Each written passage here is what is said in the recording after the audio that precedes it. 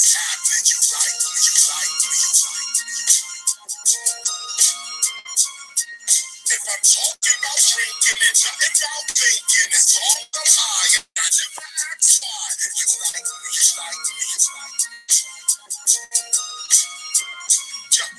But the second I start with the state of the economy, black leadership, black cards, and black sovereignty, can't seem to follow confusion. You feel like you're losing. I'm no longer amusing. This song's about choosing while you're cruising. Either black entertainment or the black revolution. People love to see a young black man rap until he wakes up and realizes he's caught in the trap. So as long as I'm dancing, acting or rapping, walking around like I don't know what's happening, you like me, you like me.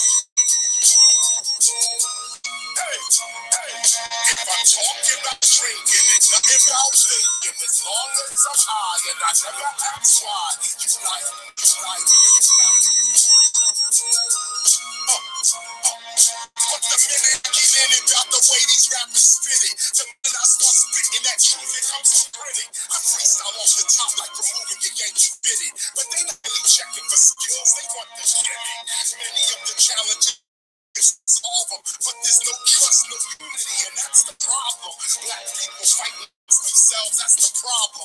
White people fighting amongst themselves, that's the problem. U.S. foreign policy is simply just bomb them. Rebels against their own government, the U.S. arms them. Then when things get out of hand, yeah, they try to calm them. Diplomacy just charm them.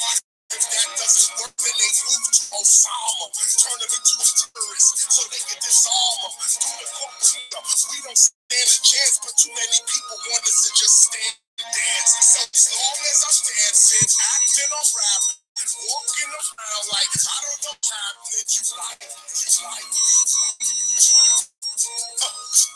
If I'm talking about drinking, it's not about drinking. As long as I'm high and I never ask why, you like me, you like me. You like me, you like me, you like me. You like me, you like me, you like me. Peace, peace, peace, peace, peace.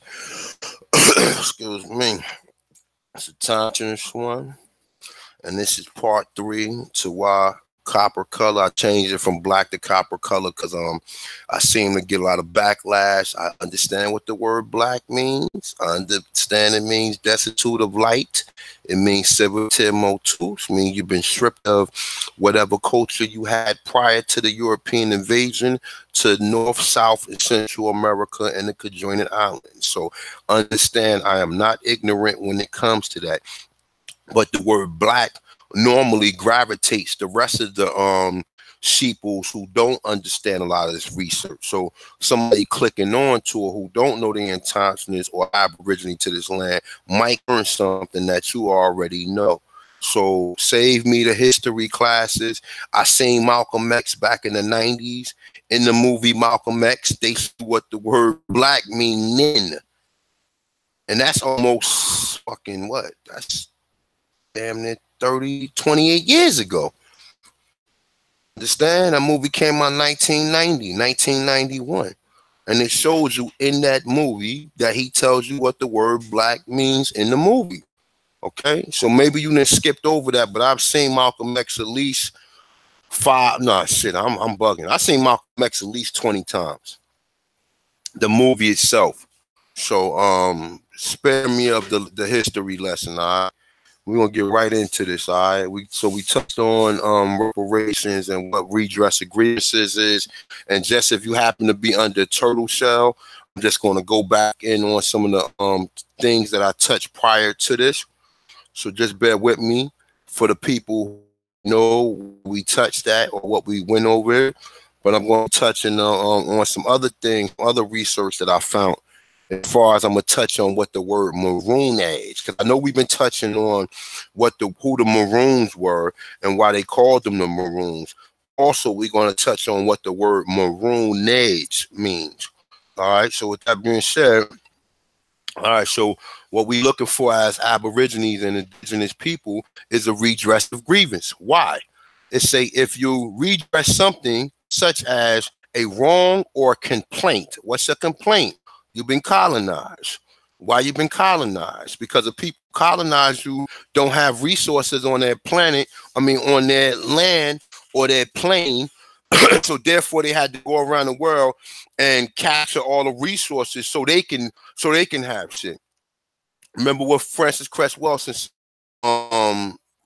European survival is of genetic survival. Genetic survival is resources, okay? And part of resources is nutrients and nourishment, okay? Meanwhile, they had all these diseases and things because they didn't have herbs and nourishment that we had over in this land. So when the invasion came, they came here and took the land, and whoever was on the land was going to be part and pro-sell to them and going to be conquered. And if you wasn't conquered, you was either going to die or you was going to be a prisoner of them, such as what's going on today. All right, so redress. If you redress something such as a wrong or complaint, you do something to correct it or improve things for the people or person who have been badly treated. Okay, now let that marinate. All right, it's a verb. Again, if you redress the balance or imbalance between two things that have become unfair or unequal, what have become unfair or unequal? The people who not from this land has came here and basically conquered the landmass and made you servant or servitude to them. So now you no longer got access to fresh water. You got lead pipes and shit where you getting poisoned. You no longer have access to fresh food. You got Monsanto's, which is making killer seeds that only grow one time, and you got to constantly keep buying seeds from them to where the seeds is not properly regrown. So most seeds, I think most seeds last for at least 10 years. Or what happened is, remember the fruit of when the fruit, like let's say for example, watermelon. When the more watermelon rot, the seeds go back into the earth, which make more trees grow or make more watermelon plant grow. All right, so that's just a simple understanding. That's the reason why they tell you we consider most fruit have seeds in it. So something like a cucumber is a seed, pumpkin is a seed, etc. Most of all the fruits got seeds to it. Most all the vegetables is a plant, and then you got the flowers surrounding the plant. All right, so let's get back into this. So all right. So it's a redress.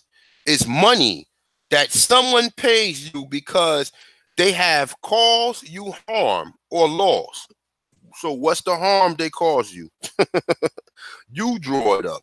The loss of your land, the loss of your sovereignty, the loss of your freedom, the loss of you able to be the only or indigenous American here. Now everyone that comes to this landmass is, once they born here, they're claiming to be an American. That's which is a native. And like I said, shout out to Kerry Davis and that interview with the Satchel, the Sycamore. All ain't sit out. You know what I'm saying? Like I said, I got little, like some small things about the brother Too Hawk, but nonetheless, though, you gotta respect the brother because he's doing his work, and definitely have to respect him more than, you know what I'm saying, like the small things that we have disagreements with, or the small disagreements we'll probably have, is not even a problem or whatever. The big thing is that he is fighting and he is trying to gain his so-called freedom or the freedom of his people. But the Sycamore put it out there exactly. He said that, he let you know. See, most of these people, and that's even my man Turtle Gang, sometimes he don't address the fact that, because what most of us want to know, was there black people here? Yes or no? No, we don't want to sit there and say, well, okay, we know some of the Indians are black. Was it black people? Are the people that's classified as African Americans are the indigenous people in the land, man? Yes or no? Don't give us the fucking, Indians come in all colors. No, they don't. Indians come in all colors because of the colonists coming here raping the women. So a lot of people, they fail to realize and leave that part out. Was it black people here? Was the original people up from North, South, or Terra Nova, were they Negroes? Yes, they was. Okay, so let's read this one more time. So redress is a loss of something or wrong or complaint. So you did something They say you did something to correct or improve things for a person who has been badly treated. Okay? They say if you redress the balance or imbalance between two things that have become unfair or unequal, you make them fair and equal again. So what is unfair and unequal? The majority of the rich from this land has been going to Europeans, and they have been basically writing you out of it. You understand? You hear plenty of stories of how you got these black people working in corporate or whatever that have been working these positions and that's overqualified, but you teaching these immigrants how to do shit and then they will fire you. Or in so many cases to where they won't give you a fucking promotion, and they will keep on trying to raise the different qualifications of the promotion to miss over you. How many people know cases like that, where you have black people who overqualified for the job, who know the job in and out, but they keep on overpassing them and keep on bringing in either these damn Indians or these stupid Chinese people, or keep on bringing in more of these Europeans, and you end up training them and they overskipping you for the job. You understand? There's so many cases I've heard like that, and they will give you a minimum promotion or whatever, but they will never put you up there unless you are a certified ass kisser. And we're going to go further into that. All right. So also say redress is money that someone pays you because they have caused you harm or loss. Okay. And we already know what that is. All right. Grievances is a state of aggrievement. It say harm or injury, misfortune, trouble, suffer, agony, sorrow. They say from the griever, to harm, to burden, to harm to. Okay? Reference to the cause of such conditions. Okay? We know what that is. So let's put in reparations. And like I said, y'all, trying to get the documentary out. Coach of Freedom, Hitting Coaches of America. The GoFundMe, I ain't got a GoFundMe, but I do have donation. A donation link is in the description. If you feel like you want to participate or you want to be part and pro-sell to what's going on, please hit the link. Donate $1, $2, $20, $100, $1 million, $1,000, or whatever can get this documentary out. Okay.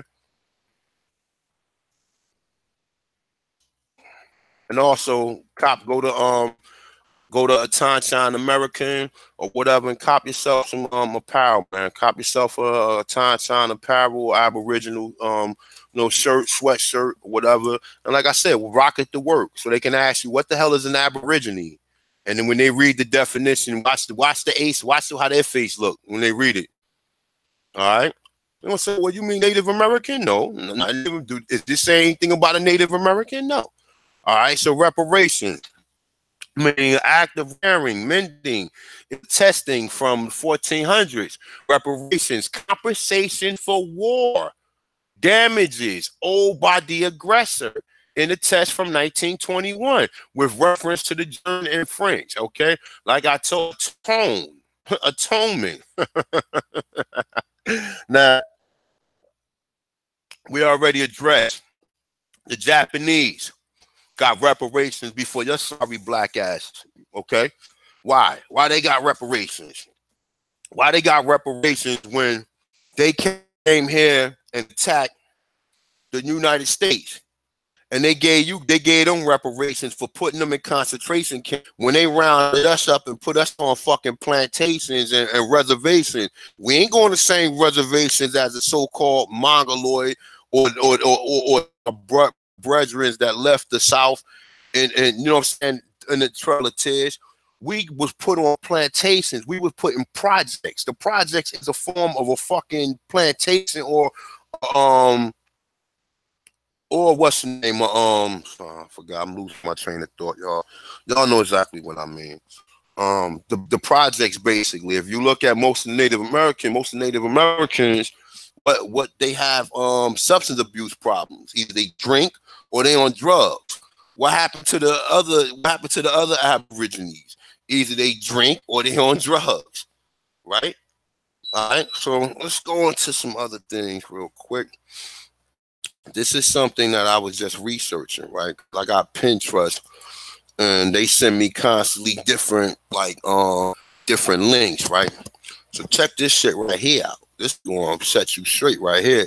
These are some of the images, bless you. These are some of the images that we got. You see some of these images floating around or whatever. And a lot of people don't even understand what the image is about, right? So I'm going to go to this one first. Mayor Chief Holiday was just talking about this one, right? So it's a Negro hung alive by the ribs to the gallows, right? Now, there's some things in here that need to be further researched. Let me open up a little bit more.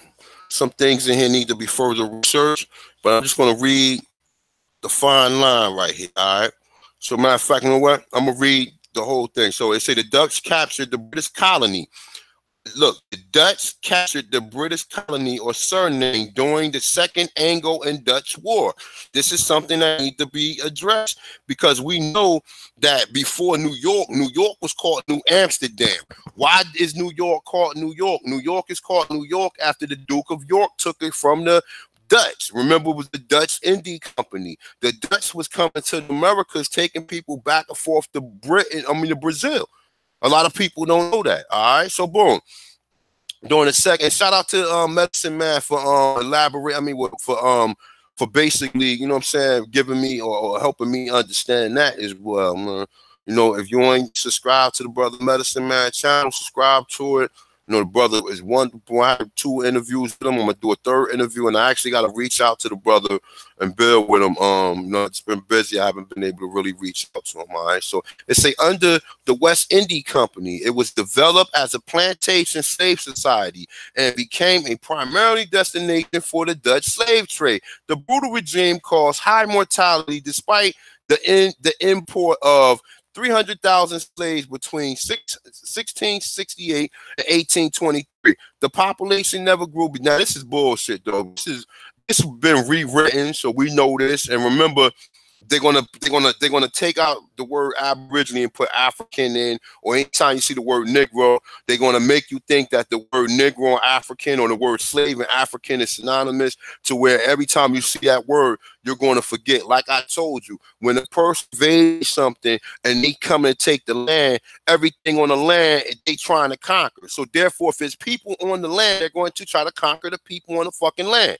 They don't have to bring people here because it was already people here, and they can tell you bedtime stories to make you think that, oh yeah, we killed all these people off. But meanwhile, the Africans that was living in methane gas, and if you don't know what methane gas is, that's the gas that flies is attracted to, the fucking gas of death, or the smell of death, or whatever, or defecation or bacteria that come from inside you or whatever. So you're telling me you had Africans that was laying on the boat for a 6-month voyage that didn't have food or water, or what was they eating?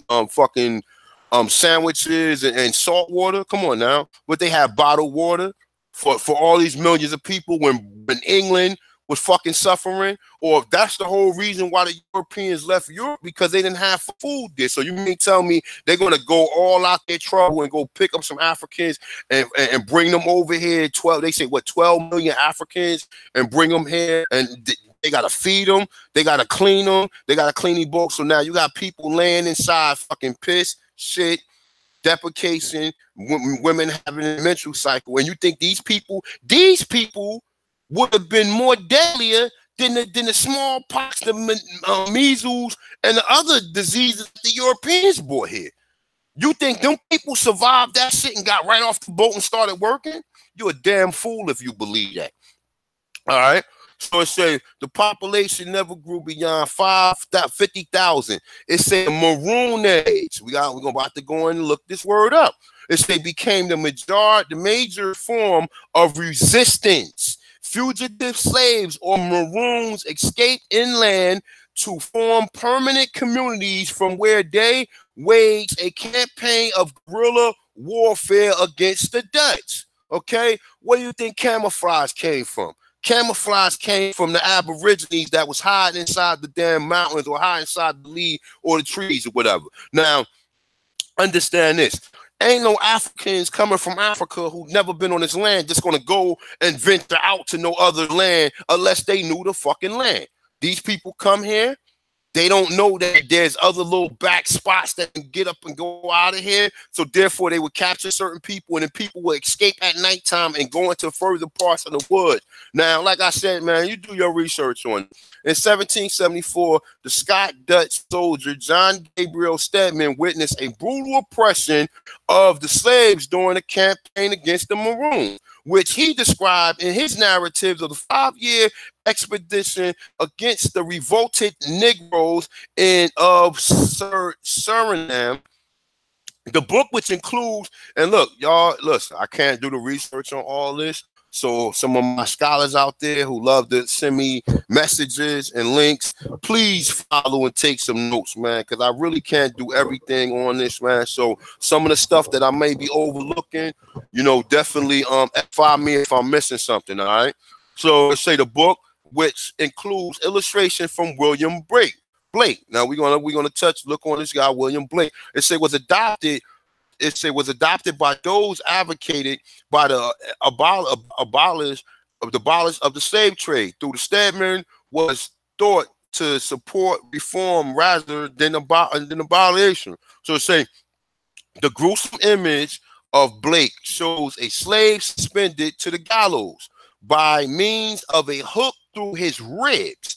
Stedman narrative recounts that the slave was left to die, but did without complaint. His soul, I can't pronounce this, soulcism underlines the horror of the scenes, heightened further by the skulls and the slave ships just visible of the horizon. Now understand this, these slave ships that they showing, these are not slave ships, these are the boats that the Europeans coming on. Now understand this, I got a couple of ideas of what I might think, right? Now think of it like this, right? These boats, they will capture the so-called resistance. I was watching something yesterday and I was just telling Chief Holiday this, right? Matter of fact, let me just make sure you guys can hear me. Let me go ahead real quick. All right, if you guys can hear me, press one on the link. Just let me know if y'all can hear me. Shout out to everybody in the chat room. Shout out to all the listeners. Shout out to all the people probably new to the channel. I'm the Tontonist one. Tonton meaning one sprung from the soil he inhabits. I'm classified as African American, but I reclassified myself as an Aborigine, means first inhabitant from first time existence. I'm not a Native American. I'm not an Indian, even though sometimes you might hear me say Indians. That's just to let you know I'm talking about the people of the land. All right, so okay, peace, everybody. All right, we good. All right, 100. All right, let's go back to this. All right, so you see what they was doing, right? So now check this out, right? I'm starting to believe that Jesus Christ or Yahweh was a real individual, man. I mean, I'm starting. I gotta go here with this, man. I gotta go here. I'm not a religious advocate, not by far, or whatever. But now you're starting to see people was hand hung. You're starting to see people was crucified. I was watching something yesterday, and it's kind of eluding me. I can't remember exactly what it was, but it was saying it was a woman telling her child that people who was, they were saying that the people who was crucified was mostly freedom fighters, or mostly people who was resistance, resisting the powers that be, or whatever. And they would leave them there so other people would see them. And other people would be like, all right, well, damn, that was somebody who was fucking, that was a freedom fighter. You don't want to be a freedom fighter because that's what's going to happen to you. Okay? So now, like I said, I'm starting to recant some of this shit, man. You know, I know we know his name, not Jesus Christ, because that's Caesar Borgia or Serapis or whatever, but that entity or that person probably, okay, not in the form of what we believe in Christianity. He might have been a Hebrew or Israel or whatever you want to call, because we do know that the Hebrew tablets, the Descendant tablets that was found in Delaware, we do know that the earliest 10 commandments was found in Americas. How was the fucking earliest 10 commandments found in America if they tell you about Jerusalem and all this other shit? You tell me how. You understand? How was the earliest found over there? Because it was found over here. This is the land where all that shit happened at. And like I said, shout out to Harvest Butler for When Rocks Cry Out. You know, I know Harvest Butler, he flagged a lot of people channels or people who kind of like challenge some of his information though. But shout out to him, because if it wasn't for him, a lot of people wouldn't even be thinking about a lot of this stuff. You know what I'm saying? Shout out to KTL, Know the Ledge Radio, Brother Red Pill, Blue Pill. They was talking about this shit almost 8-9 years ago, man, before anybody was even talking about them. Shout out to them brothers, all right? Now, see this? This is what they was doing to you. Negro hung alive by the ribs to the gallows, okay? Check that shit out. You can go further into this, right? Check this one out right there. This shit is funny, man. I mean, it's not funny. Shit is real sad. It say a Coromantin, free Negro, or Ranger. We're going to see how he gained his freedom, okay? We're going to see how he gained his freedom, or Ranger. What do they call them fucking Rangers here in America, the Army? They call them Rangers because everything they got from the United States from everything got from the United States Armed Forces came from the Aborigines here, man. The Morins. Meaning they got that from the Seminoles. The Seminoles was living in the water. They was living in the water for weeks in the Gulf. Hell week. When they had to sleep in the water, they got all that shit from the Aborigines. Camouflage, all that shit came from the Aborigines. And now you see a Coromantin, free Negro or Ranger, armed. Okay. Now let's read what the fuck it says about this guy. We already touched on this. We don't really need to go because it's pretty much dealing with the same thing I just read. It says Stedman accounts describe the colony dependency. Check this out. Stedman accounts describe the colony dependency on black soldiers or Rangers selected from the slave population to offend their freedom in exchange for their help in crushing the Maroons. Okay, Stedman respect for the bravery of these soldiers and reflect of Blake's image. Okay, so William Blake is the one who made the image. Again, you sell out Negroes. Okay, overstand this. Don't say no more. He don't have a fez on. He don't have no motherfucker. He don't got 2 on the left, right, 5 on the right, or 5 on the left and 2 on the right. He don't have none of this shit on. He's not praying to Islam or nothing. It says Stedman accounts describe the colony dependency on black soldiers or Rangers selected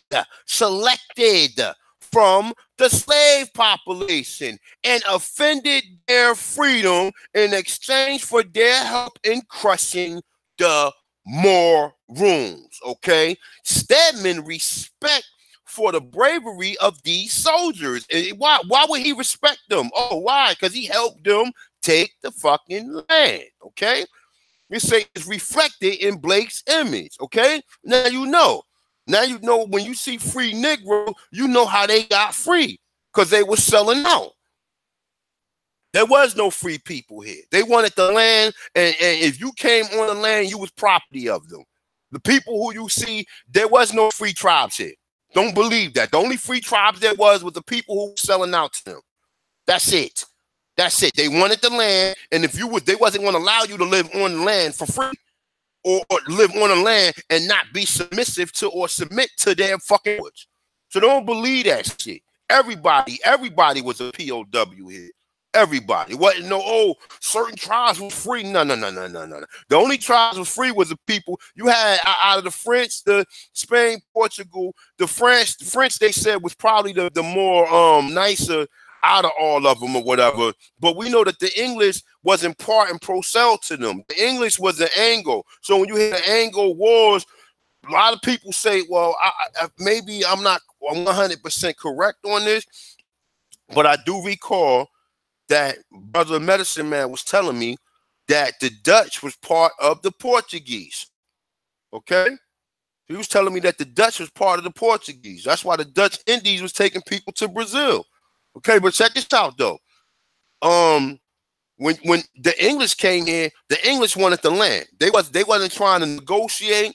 They was coming here, just setting up shop, scoping things out, and taking the shit.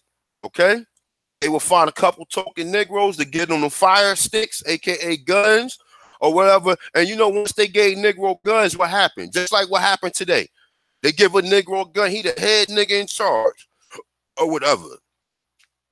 He the head nigga in charge. He want to oppress the rest of the Negroes. And there it is. And here you have it. And this is an image of what they saying, a free Negro. Let's read this one more time, y'all, for the people who don't understand. This is not an African. This is not nobody who was born here. This is an indigenous aborigine of the motherfucking land that was basically enslaved by the people who came here. And as a result to that, they said, yo, you want to win your freedom? All right, well, help us defeat them and we'll make you free. Okay? Just like you see movies, the House Negro. Oh, the House Negro stopped the revolt, stopped the revolution, or whatever. Just like you hear in all these movies, okay? These are not Africans, these are indigenous people in the land who basically wanted to who basically didn't want to be part and pro-sell to the fucking slave population, or they wanted to be the House Negroes. They wanted to be able to eat the fucking fried chicken or whatever the fuck was going on while your ass is in the field all day long. And this is pretty much what happened. So let's read it again. Stedman account describes the colony dependency on black soldiers or rangers selected from the slave population and offended their freedom in exchange for helping crushing the Maroons. Stedman respect for bravery of these soldiers in reflect of Blake's image. Okay? So there you have it. Look, there you have it. The fucking sellout. You understand? Let's go back and check some more of these pictures out. Check this shit out right here. I was showing, telling Chief about this one. Let me just make sure you guys can see this, man, because I don't want no. Let me make sure. Let me go back here real quick.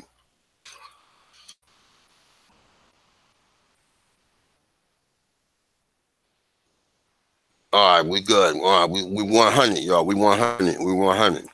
And like I said, you hear me refer to certain words periodically, but ultimately the only word that I submit to is the word Aborigine. That means, just in case you guys don't understand, let's go back. Let's go to the summer jam screen for some of the slow bitch with the helmets on their head. And no disrespect one who may have a learning disability or anyone who may have, you know what I'm saying, siblings. Or I'm not trying to disrespect anybody. I'm disrespecting the people who don't understand this. If you here with me, you're one of the 144,000. You're one of the so-called enlightened ones. If you're able to understand this shit, all right? Or Aboriginal means, all right? All right? Because people say, well, what are you talking about? The Australians? Okay. 1660. From the earliest existence, from the beginning, reference to the inhabitants of the land colonized by the Europeans. What land was colonized by the Europeans first? Oh, shit. North America, the Americas. It say from Aborigine. The specific Australian sense is a test from 1820, meaning that the Australians wasn't called Aborigines until 1820. The noun meaning the original inhabitant or the Atanchan, okay, is attested from 1760. Okay, all right. So let's go back to this shit, man. All right, just another picture you see right here. Let me enlarge this so you guys can see this. See this shit? It's a motherfucking anaconda. See this big ass snake? The snake almost the size of the damn tree. And you see a Negro is gutting. They hung this motherfucker up. They hung this motherfucker up, right? You see this big ass snake? Look at this shit. Look at this shit. This motherfucker the size of the damn tree. So he's skinning them. So this motherfucker is up here on the damn, hanging on the anaconda. This motherfucker could have been eaten alive. Shit, yo. If that nigga get loose, his ass is grass. You understand? His ass is grass. If this motherfucker get loose, his ass is grass. Unless they gonna just automatically start shooting him and shit or whatever. Or he might be dead already, more than likely. You know what I'm saying? But look how big that motherfucker is, bro. That motherfucker almost the size of 5 of them, bro. So that means that you figure, so if these men were 6 feet tall, 6 times 5 is fucking 30 feet. So this damn snake was 30 feet long, bro. That's probably a 30-foot snake.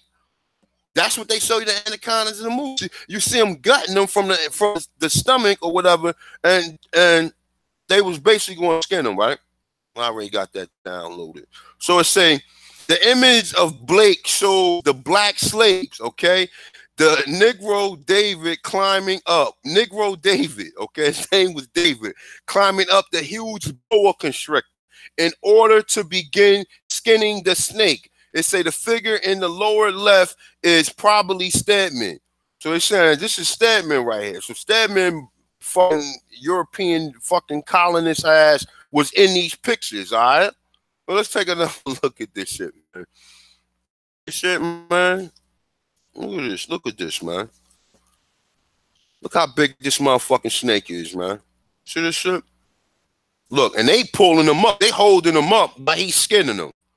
And what the European do? The European came here with guns, took over your land, and took everything. They dug in the ground, took damn oil, and found the use for that. So everything. These motherfuckers is treacherous, man. How the motherfucking West Indies, these are the Europeans, a treacherous animal or whatever. So look, they came here and took the skin and go and make snake skin boots or snake skin belts or whatever the fuck they plan on doing with this snake skin or whatever. But this motherfucker is about 30 foot long, bro. You see this Negro? And these Negroes, just like, and you see these Negroes, bro, these are Aborigines. And when you start seeing these coats of arms with these Negro heads on, these are motherfuckers from Americas, man. These are not nobody from Africa, bro. These are all American Negroes. When you see all these coats of arms like the one Tariq C got with the band and all that, these are all American Negroes. These ain't no damn Africans. They're people from here. They're people from here, bro. Trust and believe that. You see how this Negro look? He looks just the images we got. Let me see if I got any of my shit pulled. I ain't got none of it pulled. I ain't gonna open them up tonight or whatever. But yeah, you see it. You see what on here, man. You know what I'm saying? I mean, and I'm gonna back into the main thing, but I'm gonna show you that. Showed you this one, show you this one. I'm gonna hold up, we're gonna go back. Let's read this one right here. Family of Negroes from let's see where the fuck is this at?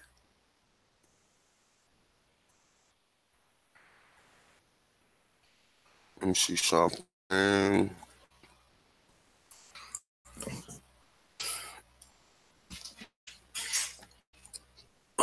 me see.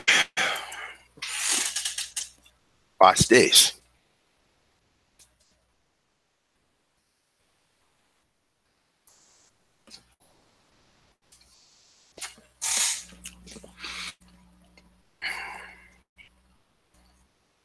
Now that's saying Congo, all right? But let's see where the fuck was this at first. I don't believe that's that. I don't believe that's Congo. Let me see something.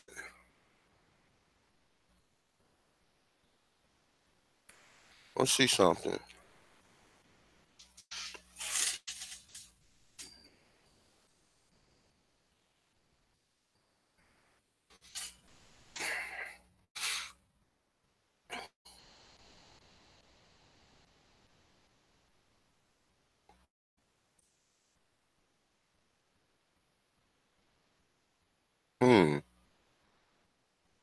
Hold up.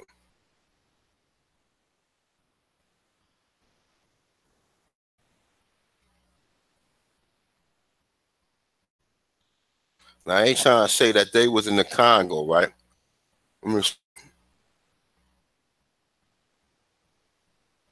Hold up.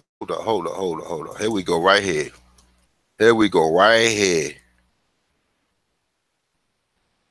Here we go, right here. Let's see something. Look, they trying to say Africa, right? Right here. Let me see something. They say, hold up. No. The ship was captured by the WIC. It's on the Lango coast and intended destination was Veracruz, Mexico. The record states that no slaves were on board. Could well been so elsewhere beforehand. All right. So just keep that in mind, man. That a lot of these smoke and mirrors or whatever. I don't believe because you see us smoking. You see it smoking. So where they didn't have tobacco, where did they tell you they found tobacco at? They found tobacco in the Americas. Okay, you don't see Africans coming here smoking. Who do you see smoking? These Negroes from the land smoking. Okay, she's smoking. You see this? This is what they tell you. She's an American Negro. These are Negroes, man, from the Americas, man. See this shit? She's smoking. See this shit? See this? These are American Negroes, man. Don't let them fool you with the, oh, they from, oh. And like I said, if I had the time to really research this Lagana go, I bet you that this is the name that they named that shit, man. Now, I don't really want to sound, pseudo, but let's read through some of this shit right here, all right? All right, let's read through some of this. All right. I already read the fact. It say this image reflects Stedman ambivalence towards slavery by offering the reader the possibility of a slave family in a state of tranquil happiness, which they always enjoy under a humane and indulgent master. Okay, so long as you was the master, then you was 100, right? But like I said, what's she doing? She's smoking. This is the Americas, man. Don't let them fucking lie to you, bro. This is the Americas. They smoking, bro. Anytime you see them smoking, you already know what time it is, okay? All right. So let's go a little further in on this one.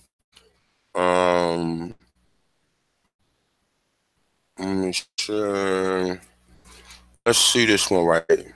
Check this out. All right. It say a group of Negroes as imported to be sold for slaves, right?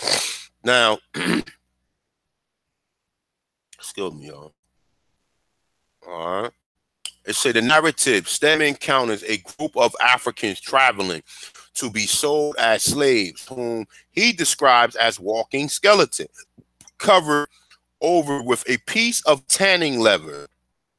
However, Blake images of a likely group sit as odd with Stedman visions of this sad assembly of my fellow creatures.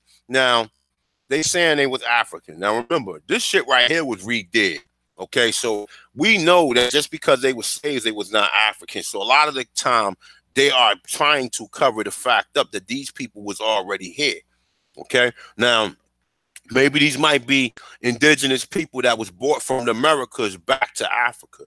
Like I said, why would you bring they was enslaving the people here, and it's obvious. So why would you bring Africans here? And why would you bring them here when we already know you was enslaving the people here and you cannot cover that shit up? There's no way you can cover it up. It's too many. I read too many articles that shows y'all too many things. Let me see. I closed them out, so I ain't gonna open them back up though. But you see what they talking about, man. Same shit, man. All right, so let's go back. Check this shit right here out. Well, no, let me see this right here. All right, say a private Marine or Colonel Fargo Crops, all right, Crops or whatever the fuck it says. All right, so it say Colonel Fargo, whatever. It say what Stegman commanding officer. Stegman found him incompetent and callous leaders, but passage expressing his anger and contempt towards Fargo, whatever. Say was edited out of the narrative. All right. So like I said, this is in this picture. When was this?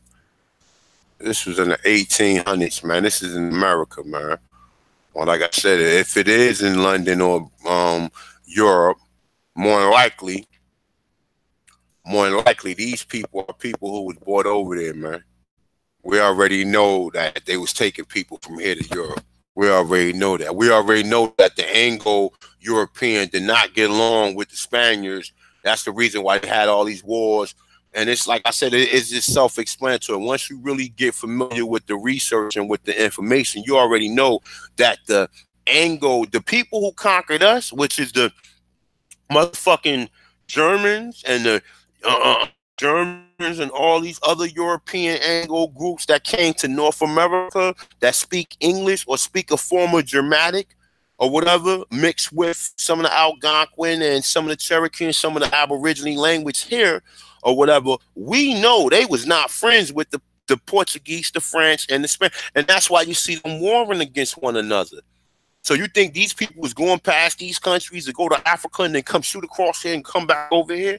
You'd be a fucking fool. They didn't have to do that because they wanted the fucking land. So they would come here. So when you hear these cases, like this guy right here, when you hear this case right here, that they was giving the free slaves or they was capturing people and they was giving them opportunities or whatever, because they was probably being scoped out by the other Aborigine.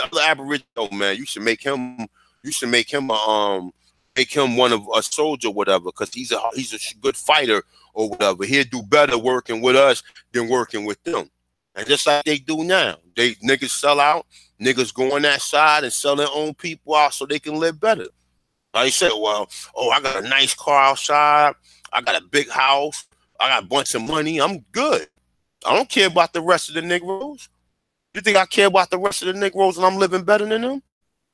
And this is how people think. But it's lonely at the top. You're going to, at some point in time, you're going to realize when they cross you, the same way people always learn. You work these jobs and these Europeans or these motherfuckers cross you and you realize just how valuable and how important you are. And then you try to come back to your people and then it's like we see in all these cases of what we see, man. We see this every day, all day. All right? Check this one out. Check this shit out right here, y'all. All right, this was 1796. It's a Negro. Celebrated Graman Quanchi, okay? Celebrated Graman Quanchi, all right? See him dressed up? See him wearing British attire? Look at him looking spiffy, right? Let's read his story. Let's read his story. Graman Quanchi used his skill as a witch doctor or I'm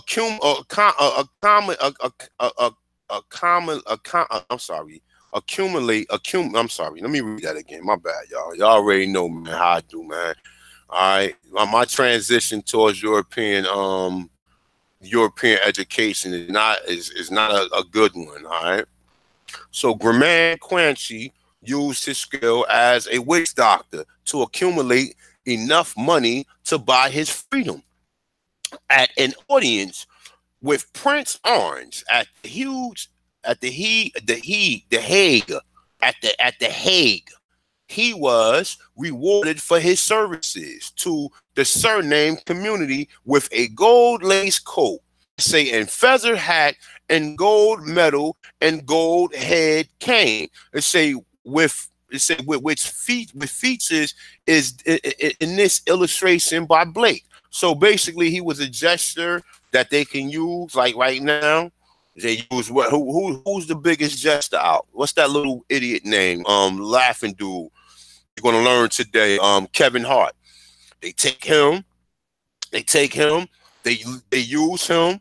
When you realize the only thing they don't respect you, they look at you like a jester. They look at you like a fucking jester. You understand what I'm saying? And one of the things, the funny thing, right?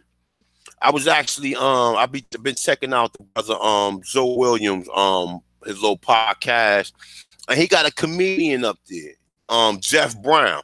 Jeff Brown is a real motherfucking nigga, man. He's a funny dude, but he is a real dude, bro. I could fuck with him, bro, or whatever, right? He gave an account of Miles Davis, right? He said Miles Davis was at a some type of luncheon or some type of, you know, these European tea parties and shit that they be having or whatever. And he said that that Nancy Reagan asked him, what do he do? Right? Or why is he here, or what is he known for? He said, I am a musician. He said, I'm known for the music that you're listening to. He said, for 90% of the music. He said, oh, I know why you're here. You're here because you fucked the president, right? He called her a fucking, he called, what the fuck he said? He said, she said he's a used, he called her a used matchstick, a lit match, or whatever, yo. But yeah, he went in on it. He disrespected her, man. You know what I'm saying? That's how they look at you. Like, you know what I'm saying? They look at you like you ain't nothing but a jester. But that was, when I was looking at this picture, I was thinking about that. I was thinking about that Miles Davis account that Jeff Brown gave, or whatever, and how he was saying that he was eating. He was at the luncheon, and you know, Miles Davis was there, and she asked Miles Davis who is he and what he does, and he said, "Oh, well, I'm a musician, and I'm known for all the music and jazz and everything else that you hear." He said, "Oh, I know why you're here, because you fucked the president." And he said it to her simply like that. He said, "You struck match." He called her struck match and shit. You know what I'm saying? But there you have it, sir. Graman Quanchi used his skill as a witch doctor to accumulate enough money to buy his freedom. So he had to work to save money to give to the Europeans so he can be free. Why did he have to do that? Oh, because the Europeans came to conquer the land, and you was part of the land that they conquered. So therefore, did not have you rise up against them. They had to conquer your ass too. And that's what this Maroonage and all this shit is about. Okay, so hold on. Before I go any further, let me see something. Let me see something. Let me see it right here.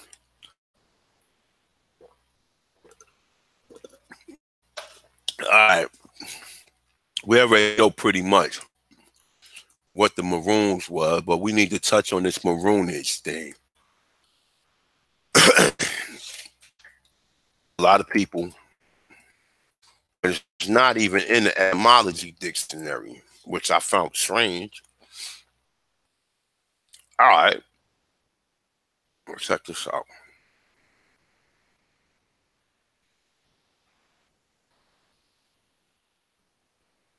All right, hold on, let me see something, y'all.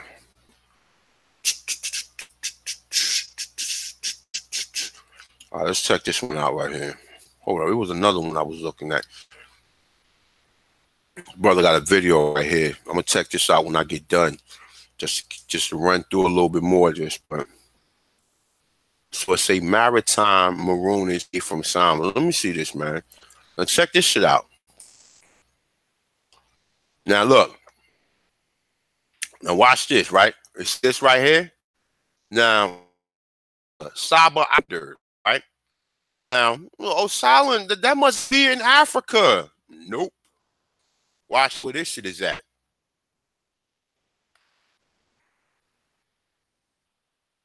Bam.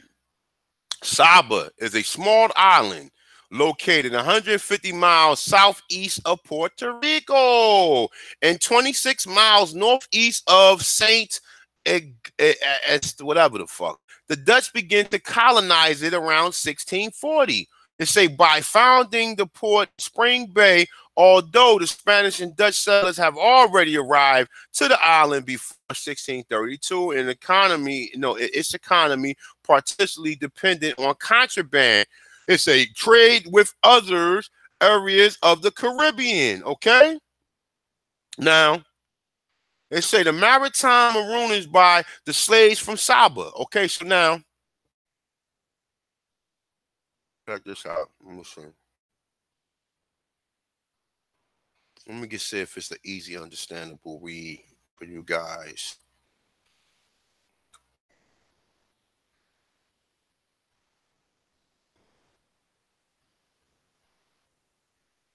Fuck it.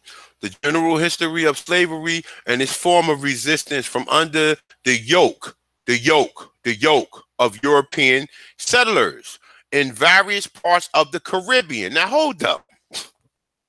And under the yoke. See now, like I said, man, you gotta understand how I look at this shit, right? I just told you they wasn't bringing extra baggage. Extra baggage would have been slaves. They came here to rape and pillage the land. They was ready to go to war and take whatever they was going to take from these indigenous people. And they realized that it was, in some cases, it was a lot harder to enslave them. And in some cases, it was a little easier to enslave them. Okay? Now, where was I at? It say in comparison to the phenomenon of maritime. Okay, maritime, we already know what maritime means. Okay, it say Maroonage, specifically of those slaves who use the sea to escape as escape route. It say has a smaller yet excellent documented source list. Although the abundance of news about the phenomenon exists in the 17th to 19th century literature, only a few preceding dedication to documenting these maritime maroons have been well preserved. In this brief paper, we present a case of the maritime maroonage during 20th century, recently found among. No, I think that's the 19th century. I don't know. I'm not Roman. I'm not fucking. I don't understand Roman numeral everything, but I believe that's either 20th and 19th century, one of them. Recently found among Puerto Rican documents conserved in the general archives in the Indies in Seville, Spain. Okay, we know about Seville, Spain. Okay, our intention is to examine the dynamic of the phenomenon in light of proceeding on record made against 14 slaves who in early April 1654 fled the Dutch island of Samba and reached the southern coast of Puerto Rico in search of freedom. Okay, now how is Africans doing this? Okay, all right. Now you guys are more welcome. You want to check this shit out or whatever. I'm not gonna read through. I'm not reading this whole thing. It's a lot. It's a heavy read or whatever. Let me see something though. Matter of fact, let me read a little bit of this.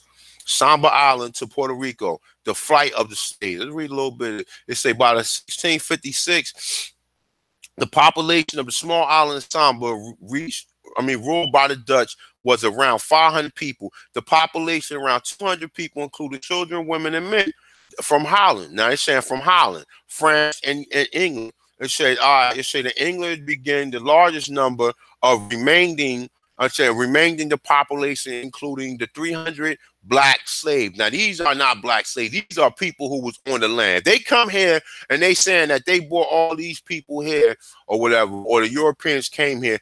You think the Europeans are going to take land in which people live in and they just going to let the people live or let the people roam free? What do you think they're going to do? So you break in somebody's house and you take somebody's fucking household. You going to let the people living in the house just roam around? Or are you going to contain them, or are you going to kill them? What are you going? You tell me, use your brain. If you break in my house right now, nigga, you's a dead motherfucker or whatever. You know what I'm saying? So you think about it. You think about what you gonna have to do and what you already telling yourself. Because if you did it once, you already did it, so you already know what you have to do to be successful in taking this land. Okay, so 300 black slaves. They go that number again, 300, all right? It said among these 300 black slaves was Emmanuel. It say a 24 to 30-year-old male and a native of, it's a Yagaboa in Gambia. Okay, they're trying to say Africa again. There they go, trying to say Africa again. It say, but raised in the Kuhuru River and lived since childhood. It say on the island of Santiago in Cape Verde. All right, now, like I said, we already know that a lot of this shit, they're fucking with us about a lot of this information. It's a fisherman and a native of Brazil, born in the town of Porto de Cambra. It's a Manuel, aka Mandu AI. So this is basically telling you the difference. Saying I don't want to read through this or whatever, but like I said, you guys are more than welcome to check this out. This was pretty much touching on this image right here or whatever. Yeah, man, there's a lot with this, man. It's a lot of history, man. And like I said, there's more research than I can make videos of, bro. Like I was telling Chief, I just can't keep making videos just talking about saying shit. You got to do research and get down and dirty with this, man. And then get so much of just coming on here saying we indigenous. You have to understand exactly what's going on, because like I said, at certain points in this research, you're going to get thrown off if you don't know no better. You're going to think that a lot of these cases, these motherfucking Africans, when they not, they're indigenous people here. Hold up, man. How the fuck I get here? Hold up. Let me go back. My bad, y'all. My bad. Let me see.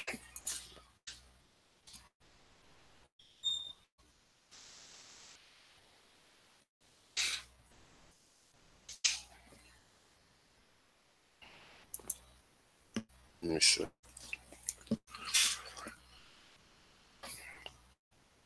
All right, we're back.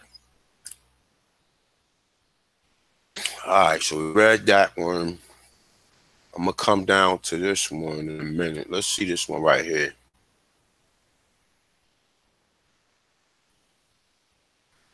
All right, so let's say a female Sambo slave. All right.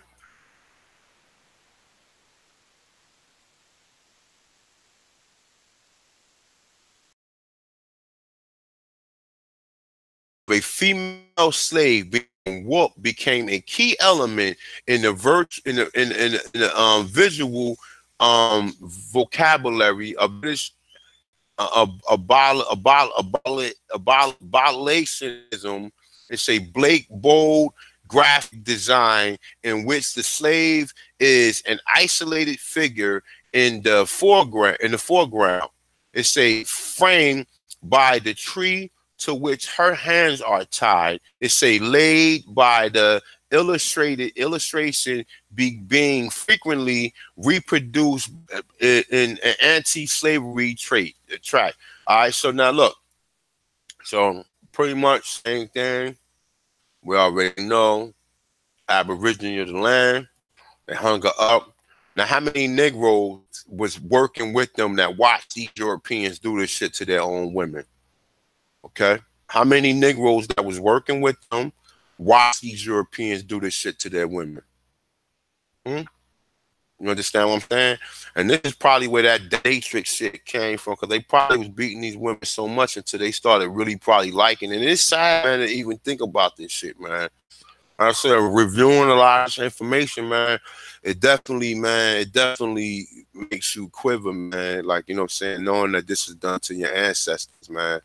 And the people who did it is running around here with all plaid and shit and playing golf and driving Porsches and shit. You know what I'm saying? So let me see something else. Let me do this one right here. Now these is monkeys. They trying to see this is in Africa. See, these is monkeys. All right.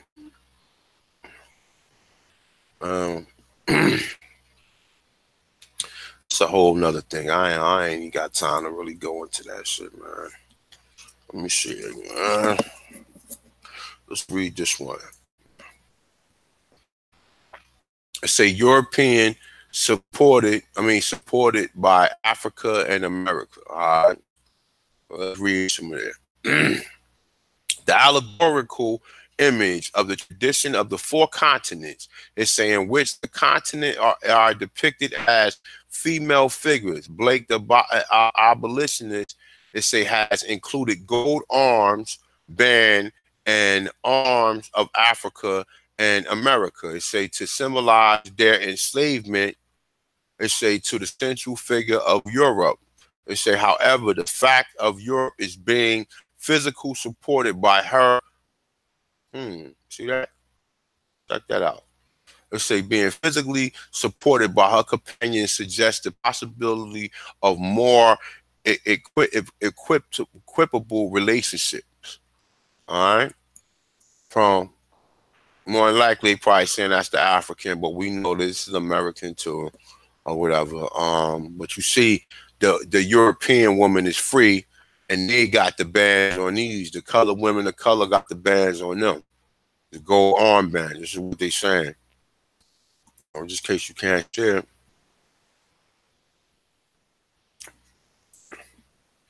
There wasn't no Europeans on this hand, so we know that this, like I said, this probably either a mulatto or some mix or whatever. But you know how these niggas getting down, man. You know what I'm saying?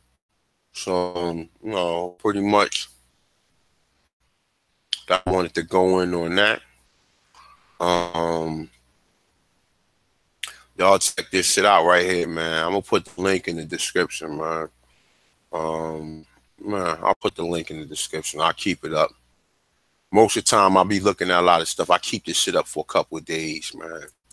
So, all right. So, you know what? Let me go back to something real quick. All right. I want to go back to Maroonage so you guys know exactly what Maroonage is. Let's see this one right here. All right. Because this is where you get the word maroons from. But it definitely means something a lot more than what we're being told. Maroon definitely came from the word more. All right.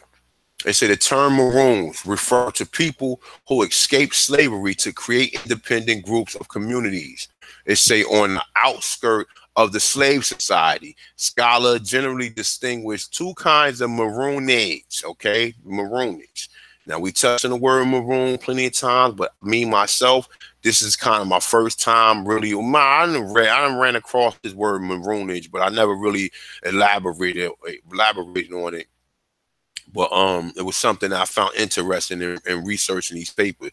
I mean, in researching them images. All right, it say maroonage. It say there is a overlap between them. It say the petite maroonage or running away refer to the strategy or resistance in which individuals or small groups for a variety of reasons escape their plantation for a short period of days or weeks and then return. Grand maroonage, much less prevalent and typical it say here refers to people who remove themselves from their plantation permanently. Grand maroonage. Let me read some more of this. All right, so grand maroonage could be carried out by individuals, small group, or it could be the result of the plantation-wide breakout. It's even colonies-wide rebellions, although the exact number did not exist, and in any event may have been smaller than previously thought. Maroon societies were created through the Atlantic world. It say there was particularly prevalent in such areas: Brazil, Jamaica, and Suriname. Now, what Suriname must be a fucking. Let me put this down. Let me write this shit down, y'all. This must be. Let me see something. Let me write that down and research that, because I keep seeing that. I seen that come up before. You know what? Let me look that up on my phone real quick, y'all. Let me see. We know what surname means, last name, but let's see what the fuck it really means. Let's see if it has a alternate meaning to it.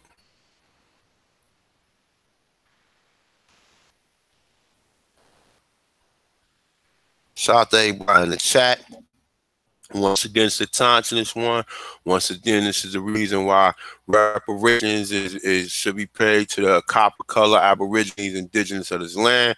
We went over what redress the grievances mean. We went over what reparations mean. Reparations mean you are a prisoner of war, and pretty much that's what we are. So let me see something. You know, like I said,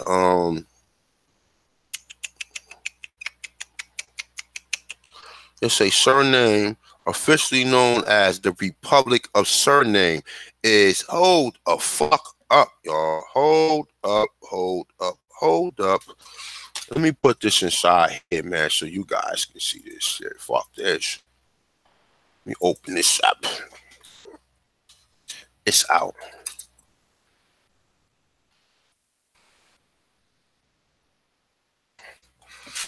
So open this up right here so you guys can share it. All right. Sure, man. Gonna take this is gonna take us down in different waves and shit, but you gotta look up what the words mean, man. You know what I'm saying? So you get a proper understanding. All right, so let me see something. All right, so it says surname. Surname officially known as the Republic of Suriname, or Suriname. This is a country in northern South America.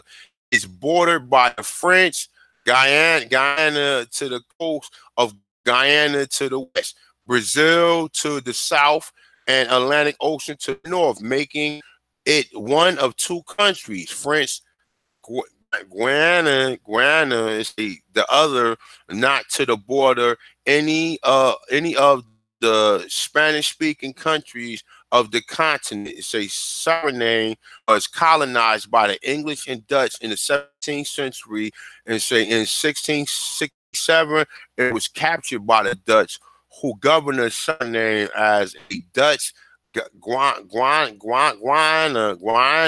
in 1954. At the time, it was designated as one of the consular countries of the Kingdom of Netherlands, next to the Netherlands and the Netherlands Antilles. On November 25th, 1975, they say the country of Suriname left to the Kingdom of Netherlands to become independent. All right, so you basically say the member of the Caribbean is frequently considered a Caribbean country, has had and cultural exchange with the Caribbean nation as just under 65,000 kilometers. Suriname is the smallest sovereign state in South America. Suriname has a population approximately 560,000, most of whom live in the country north coast.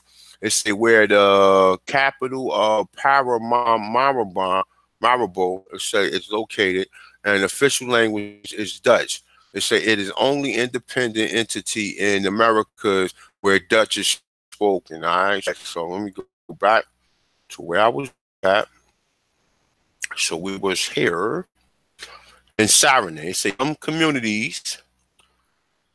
some communities existed for a few years, others existed for centuries. In some countries, descendants of the Maroons still live in semi-independent villages, though they're increasingly under siege. It say they're increasingly under siege, meaning they're increasingly always being attacked. Maroons existed. They share certain characteristics, either geographical or historical dynamics, create great variations. They say while Maroons separated themselves from slave society, they did not live in isolation. Most had significant. It's a interaction with colonists and native people, as well as other Maroons. Many Maroons live in perpetual state of war. Colonizers generally wanted to wipe them out to prevent as a yet enslaved people from joining them. Now look, don't go there. You already know I done made a couple videos on the Maroons and how the Maroons that was in Jamaica was sent to Nova Scotia, and where they sent them from Nova Scotia, they sent them to fucking Sierra Leone. We already know this. I already touched on the Maroons. But like I said, looking at these images right here reminded me I never really touched on what Maroonage meant or whatever, because like I said, there's a lot of information to doing this research. I'm only one person, and there's only 24 hours in a day. There's only fucking so much time in a fucking year or in the weeks or whatever ahead. And it's hard to really sit down and dedicate yourself to studying it all or whatever though. But like I said, the spirits guide me and move me around and, you know what I'm saying, compel me to make certain videos or whatever. Like I said, that's why I have people on here who do research that can go back and look up some of the stuff that I'm not able to look at. All right, so let me keep it reading. All right, so perpetual state of war. Colonizers generally wanted to wipe out them, to prevent as yet enslaved people from joining them. It's saying, and to put a stop of predatory attack on plantations in some areas. Maroons and colonists eventually concluded treaties that recognized Maroons autonomy in exchange for limited cooperation in colonial authorities and returning runaway slaves or putting down rebel rebellions. Some cooperation has created controversy both among descendants of scholars as people debate how such actions should be assessed. Now, what they mean is this, right? Because what they doing is this. They putting some of the Maroons all in one category. They saying that, okay, that, listen, I just told you, they came for the land. No one was fucking free. Okay? No one was free. Unless you was unless you was King Kong and you was the toughest, biggest motherfucker and you was immortal, then that's the only reason how they was going to leave you alone. But if you can die, then they was damn sure going to either risk their life trying to kill you to take what they come here to take, what they came here for. Unless you stop them in their tracks and you was able to stop them and they're fucking what's the name? What's them shits called?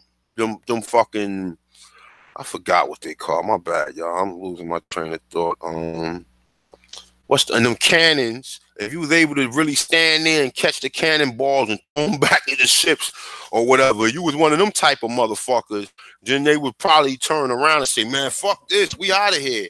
But we know that is not realistic or whatever. So therefore, they came here and they was definitely going to put you under perpetual servitude. You know what I'm saying? So, I mean, like I said, the only free people there was the people I just showed you, like this guy. Let me see something. Oh, it's this one right here.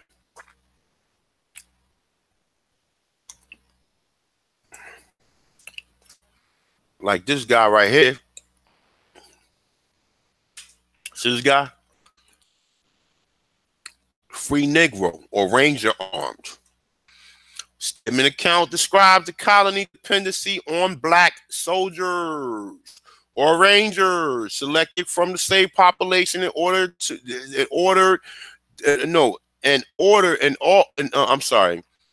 often their freedom in exchange for their help in crushing the Maroons. Now, how was these people sent to crush the Maroons if the Maroons was able to live on the land? That's bullshit. That. Like I said, when you read these articles, you got to be already understanding of what the hell is going on. You will sit there and be naive and be like, oh shit, well, the Maroons was able to live on the land for free. No, that's bullshit. Stedman respected the braver of these soldiers and reflected in Blake's image. All right, so it's like I said, free Negro. The only way you was able to be free if you was a sellout. Okay. Let's read some more of this shit, and I'm gonna go on, move along. Where was I at? Where was I at? Where was I at? All right, we was right around here somewhere. All right, put right here. All right, saying complete treaties recognize Maroon autonomy. They say in exchange for the limited cooperation in colonial authorities and returning runaway slaves or putting down slave rebellion. Such cooperation has created controversy both among descendant scholars as people debate how such actions should be assessed. It's saying in other cases, Maroons and colonists were quite interdependent, trading extensively, say with each other, relationship with native people too. Took a variety of forms ranging from the cooperation, intermarriage of hostility. They say in addition, Maroons had to manage their relationship with each other. Thus, under the challenging circumstances, Maroons created political, economic, social, and spiritual and cultural institutions, out traditions. They say with roots of Africa, which is bullshit, which is roots of the roots that they already had. Well, no African roots. It's saying in Americas. They say the subject to New World contingencies, Maroons had been attracted research targets for scholars ranging from linguistics to anthropologists and historians and archaeologists. The process of illuminating Maroons are gaining greater insight to the African diasporic experience more generally. Now they always going to throw that African diaspora, which we already know these are already indigenous people. Ain't no motherfuckers that came from no damn Africa just going to go ahead and venture out into the wilderness. I just told you how big that motherfucking snake was. So you think motherfucker just was traveling out, running out there in the wilderness, out there in dark and shit, and them big ass snakes out there? Are you out of your fucking mind? It had to be people who knew the land. It had to be people who knew the land. It wasn't just nobody who came here from no damn Africa and just said, well, we're going to leave today or we're going to get up. Nah, We already showed you in the West Indies, they already found skeletons. Trevor Julian and Brixton, you look up the man, the monthly anthropology, whatever it's called. I've got it on numerous other videos. It shows you that they found Negro mounds that's pre-Columbian. How you had Negro colonies here, the Negro people already here. Drop your fucking shit. They found Naya, they found Louisiana in Brazil. Okay? So stop the bullshit. If they found Louisiana in Brazil, how many more Negro skulls did they find? They just don't want to let you know that they found a lot, so you will get the understanding that it had to be a bunch of Negroes already living. And they ain't even take her DNA and test none of us with it. Why didn't they test nobody DNA? They tested somebody's DNA. They know who that skull belongs to, but they're not gonna let you know that. They're not gonna let you know that. See, once you research and you already find people here, and you done already heard the Smithsonian saying that the people here resembled Africans or Australians, it's because they resemble don't mean that they was them, meaning that they look like them. So we all, man, listen, bro, I'm the Thompson. I already been down them avenues, man. So that shit is a repellent. Every time I see the word African, that shit just bounce right off of me because I already know they didn't bring no African slaves. And remember this too, just for the people who are on the slow bus, right? They came to North America, right? They telling you that they enslaved 2.2 to 5 million people here, which I already assume them numbers is way higher than that, okay? I'm assuming them numbers is probably in the 20 million. So they were sending people here along with the people who surrendered, along with the people who didn't surrender. They were shipping these people out, sending them to fucking Barbados, Bermuda, and the West Indies, and basically classifying them as Negroes and then bringing them back. Once you see that they was caught, you automatically assume that they was Africans. No. We know Columbus already said that he took 1,500 people from the island, or AT or IT, because it was 81st before it was the island Espanol or whatever. He already say he took 1,500 people from there and took them back to motherfucking Seville. This is the slaves in Seville, Spain. They pop up as Negro de terrorists because it was already Negroes there. And these images that they showing you of Africans is a freaking fucking lie. If they did bring any Africans here, probably was, like I said, I read articles where they had 3 or 4 Africans on the boat or 5. It wasn't these numbers of millions like they telling you. The millions came from the Americas and out here in reverse. Okay? Don't let them tell you nothing otherwise. They tell you they sent the Pequots out of here, sent them to Barbados and Bermuda or whatever. You still got people in the West Indies that's claiming to be Pequot right now. They're saying they Pequot descendants from Massachusetts. To this day, you do the research on that and figure that shit out. Okay? So now they telling you that they brought the Africans here and then they took the Africans straight to the West Indies. But hold up, what do you mean they took them to West Indies? Because I'm under the assumption that the blacks you took from the Americas is already in the West Indies. So how the fuck am I supposed to know which the Africans and which? Because you already said that the original Americans resemble Africans, Australian, South Pacific. So how am I supposed to know who is who? How am I supposed to know who is who? See, this is the game that they play. They use the word Negro and they use the word slave synonymous with being African. But they already then let the rabbit out the fucking bag. They already let the rabbit out the bag. It's too late. It's too fucking late. You can't go back on what you said. And you can't go back on the charlatan. So you found one charlatan out of all the people that was living here, but you saying there was millions of people living here, so only one of them was a Negro? Am I stupid? Or are y'all, or the people telling you this stupid? You understand what I'm saying? Because you telling us in so many cases that it was a Negro here. You got fucking Carlos Torres Marquez telling you that America was a Negro continent. Why would he go that far to say that? If everybody know what no black people here, but he's saying it's in the 1800s. But then you got motherfuckers that go back and say, oh, well, we need to revisit this, man, because he was wrong. You got fucking Samuel Mortensen saying that the physiognomy of the Negro is that of Indian. Why is he saying that? Like I said, I did my research. Ain't nobody gonna sit here and tell me, and I pull this shit out on the scholars and make the scholars change their mind. Like I said, or the so-called people who claiming to be scholars, because the people who claiming to be scholars ain't none of the people who study under these school systems that they in. I'm not a scholar. I'm just a motherfucking I don't know, I'm the conscious one. And that's it. You know what I'm saying? This information came down from the ethers or from the ancestors. And the ancestors brought me this information and wanted me to pass this shit on to the people, man. You understand what I'm saying? So I ain't no special being.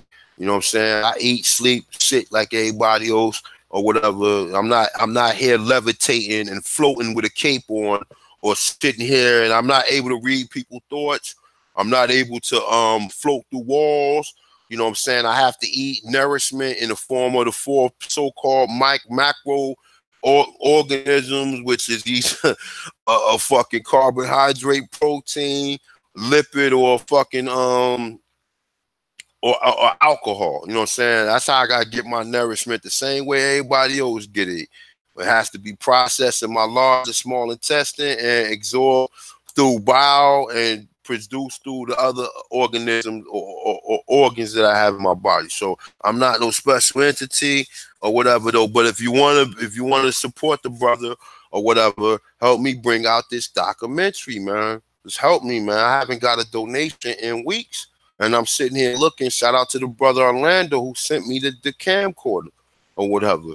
Shout out to that brother. Shout out to the people who sent me the full. I think I got about $450 thus far that I was able to get a GoPro, which I got a bunch of interviews on that so far, but I have to get with some of these brothers to edit it. I have to go around some of the people who I would like to be in this or whatever. I have to go meet up with them face forward. I don't want to do no Skype and shit. I want to go there and meet with them and interview them and then have the scenes just like he doing Hidden Colors. This is how we need to do it for our shit. All right. So like I said, the link is in the description if you want to send to my PayPal account or whatever. This is not so me and my family can go to fucking the Cheesecake Factory and none of this. Check out my own money for that. Okay, this is strictly for this documentary. And like I said, support the Tantan American at Teesprings or whatever. I got over 60 different styles of different Tantanese or Aborigine t-shirts that you can definitely define yourself with, so people will know. You want people to know that you're the Aborigine here. You don't want these people to classify you with these other immigrants that left their country, who ran from their fucking country to come here because of what the Europeans have set up off of your fucking stake and land. You want these people to know that you're indigenous to the land and you're Aborigine. So one of the best way to do that is by fucking advertising it in fucking clothing or whatever. You know what I'm saying? So support your boy, man. I don't know how many people we got watching this shit. Let me see. Got 106 viewers, man. I sold 70 t-shirts so far. Okay. Can 10 people from the 107 viewers go cop a t-shirt if you can afford it? You understand what I'm saying? I mean, if 10 people go cop something, man. You know what I'm saying? That'll be wonderful. That'll be splendid. My goal is to at least sell 1,000. So I'm fucking 930. I'm not short of what my goal is or whatever. And like I said, honestly, real talk, probably in I'm gonna say about a month, I'm about to do my own website. And I'm gonna do my own website or whatever. And I'm gonna have way more apparel, way more stuff that's on there. I got way better ideas. I got sweatsuits, I got hats, I got everything. So you know what I'm saying? I got Letterman's jackets with the Tantans, with the North American Aborigine on it. So you know what I'm saying? Like I said, I got a bunch of different images and a bunch of different ideas in order to advertise who you are and let these people know that the Aborigines is still in motherfucking effect and we in this bitch. All right. So let me see something. All right, so boom. Since we was talking about reparations, I want to talk about this. All right. Now these are some of the. Let me see something.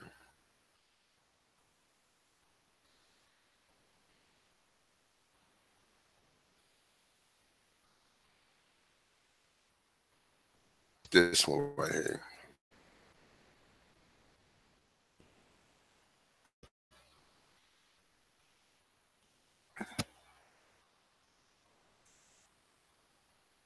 All right, in this video right here, you got people that putting up a verbal argument to the corporations that's basically funded slavery, right?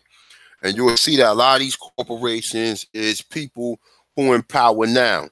J.P. Morgan Chase basically on Manhattan, bro. You know, people have told me when you get welfare in New York, you can go to a J.P. Morgan Chase and cash that shit out. This is what people were telling me. People telling me in New York, when you get welfare, you can go take off of your EBT card and go to a J.P. Morgan Chase. J.P. Morgan Chase own Manhattan. There's the owner of Manhattan. Like you got the Pell group, or the people where you get your Pell fucking your Pell grant to go to school, the Pelham 1, 2, 3, they're the people who own the Bronx. J.P. Morgan Chase own Manhattan. Okay? They own Manhattan. And in this argument right here, I mean, in this video, let me see something. Let me go back right here. It's about right here. Play a little bit. But are you prepared to show Listen. that the ancestor of the plaintiffs and the class members were in fact people who would have accumulated substantial estates which would not have been dissipated over the last 150 years? I am prepared to show that a lot of people living today whose parents were wealthy in the 19th century and who have nothing. Your Honor, I am prepared to show that slaves who would have been freed would have acquired acquired significant assets. There are many examples of African Americans who did. There are millions of Americans today who have inherited wealth from the... Yo, I'm gonna let a little bit of this play.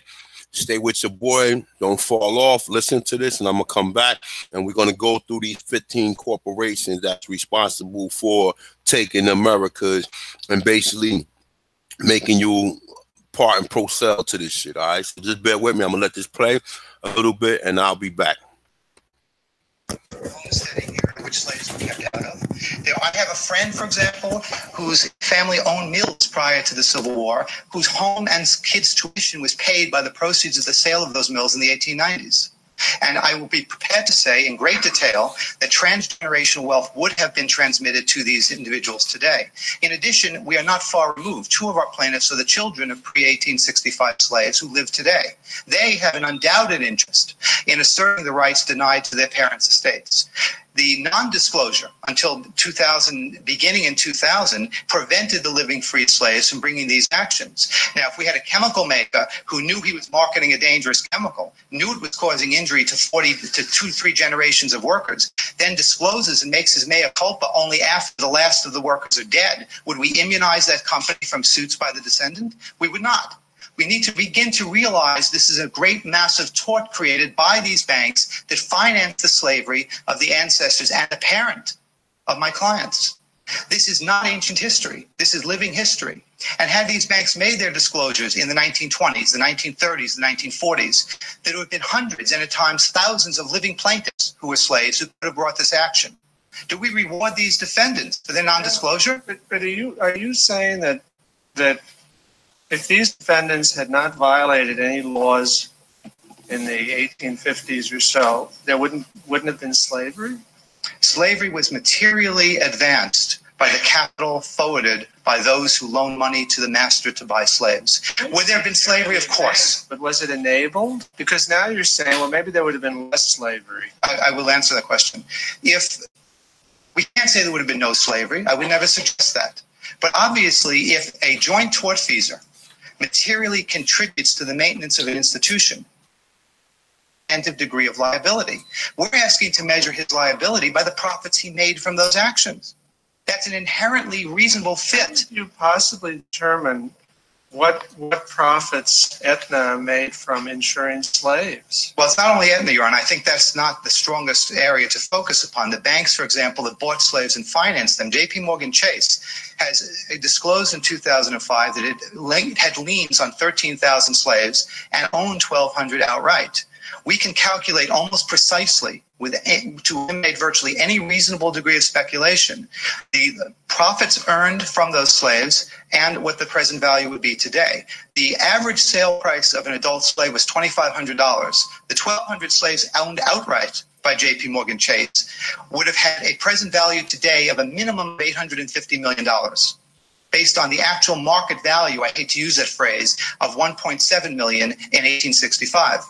And we can calculate the profits made by the loans to slaves, by the percent of capital advanced, by the prevailing interest rates in those days. That's not correct, because obviously if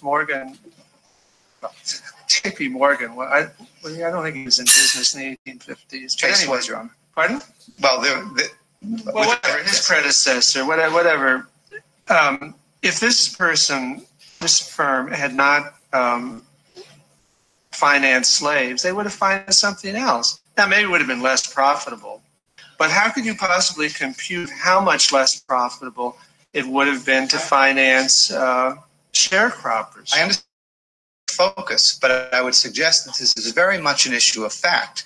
And secondly, we don't reward a tortfeasor simply because he could have invested in honest work. The problem with calling it an issue of fact, I mean, the courts have finite intellectual resources, and I would guess it would be a really formidable historical inquiry to try to figure out what the Morgan predecessors' economic and commercial alternatives would have been if they had decided not to finance slaves. Your Honor, I can't believe that the legal position would be determined by the fact that the wrongdoer who violates the criminal statutes of his own state, causing a tort on innocent people, is free from liability simply because... Now you hear that, right? You hear how this fucking cocksucker Richard Posner, the judge or the magistrate, that they, like I said, this is a reason why a lot of shit can't get done, because they put these white supremacists in power to block this shit. He get paid to block this shit.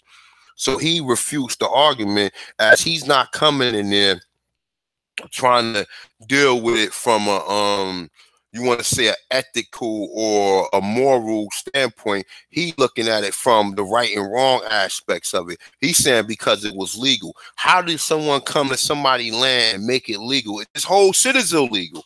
This whole shit is illegitimate. Because who gave you right to come to somebody's land? Who gave you the land claim to come to somebody's land and enslave people of the land and take what they got? Oh, the right that you was able to do it by act of war. So if you do it by act of war, then what need to be paid out? What did we say? Did we say the people who deserve reparation was? If you're going to go there and say, well, okay, we took this shit by war. We took it by war. Okay, so you took it by war. So therefore, let's go back to what the word reparations mean. Go back and look at this shit again. I'm gonna go back and I'm gonna play some more of this. And then we're gonna read, because that article video says the non-corporations responsible for slavery, which is basically the corporations which holds the United States together, right? It say a meaning act of repairing or mending. Repairing what? Or repairing what you took from the people, indigenous people was here. Not the people you found in the 1800s, the people who you found in Virginia and reclassified them as so-called what's that? We're gonna go over that too, because I got all. Let me see. Do I got that there? Okay, we got that up there too. We're gonna touch on that too. Say repairing or mending is attested. Reparations is compensation for war damages owed by the aggressor. Okay, now look. Let me see something. Oh, all right, we was right here. Check this out. All right, so no, look. Sebastian Walter Plecker, and it just wasn't Walter Plecker. Red and black and white, Virginia racial integrity laws. Okay. So we're gonna go back here real quick before we even go in there, just to give you a brief understanding of where the Tachinus one is going with this. All right. All right, like I said, man, go to that channel, go to the website, man, support your boy, man. You Negroes know y'all be rocking Gucci and shit, man. Y'all know damn well y'all got y'all got Air Maxes and Jordans and all that shit, man. See niggas be freshly dipped and shit, man. You know what I'm saying? Go ahead and support your boy, man. You know what I'm saying? Ain't gonna hurt you, man. Information I'm putting out there is definitely something that can benefit you, all right? So we're gonna go back here real quick. So real quick, just for the people who slow. So what do you deserve reparations? Repairing or mending, compensation of war damages owed by the aggressor. Who are the aggressor? The Europeans who are here on your land, that got the sweaters around their neck, that's driving the Porsches, that's playing golf, that's sitting up in these motherfuckers is getting these these large figure fucking checks and shit, while your ass barely can go to the corner store and buy fucking food, all right? So it's saying American Indian, Jim Crow laws were a set of oppressive laws. Now, if this is done in the 1900s to stop you from claiming who you are, what the fuck do that mean? Why you think it was done? It was done so you wouldn't get reparations. It was done to classify you as a motherfucking African, okay?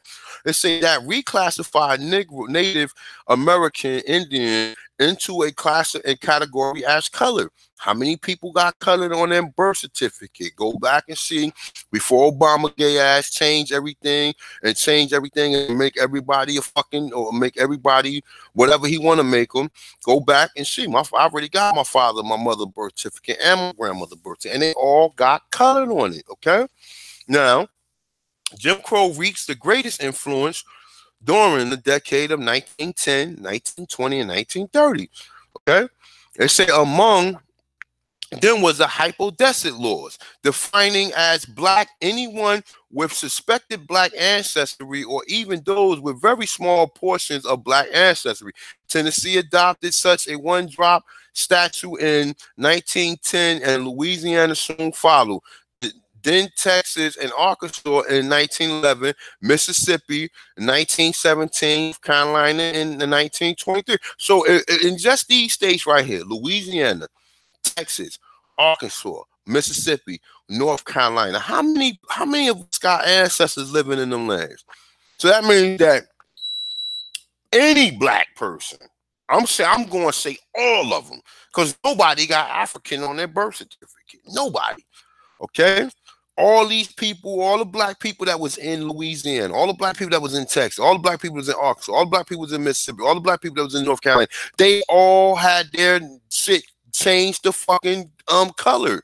Now, or Negro. Now it's saying state of North Carolina, vital records begin using the one-drop rule in labeling Indian color before Walter Plecker initiated in Virginia. Okay?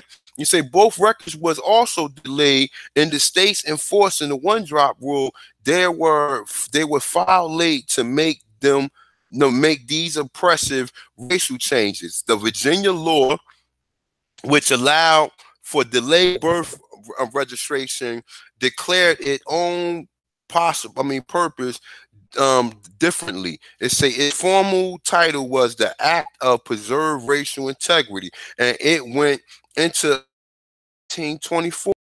It say this also occurred in North Carolina. So now it's saying, check this out. I'm just going to touch on something real quick, right? You got Indian chiefs. How? How do you got white Indian chiefs? So that means that if you basically want to say that, or you want to preserve your integrity, you need to strip all of these white chiefs from their states and their positions, because there was no. Oh, man, hold up, man. I gotta do this, man. I gotta fucking do this, man. Gotta do it. Let me see something. All right, hold up. Let me see something real quick. I think it's this one.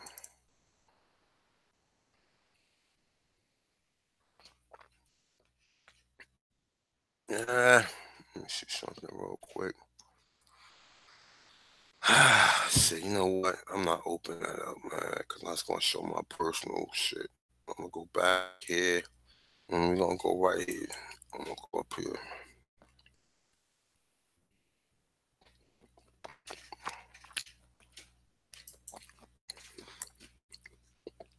And go to Pinterest. I don't need to go on my personal shit.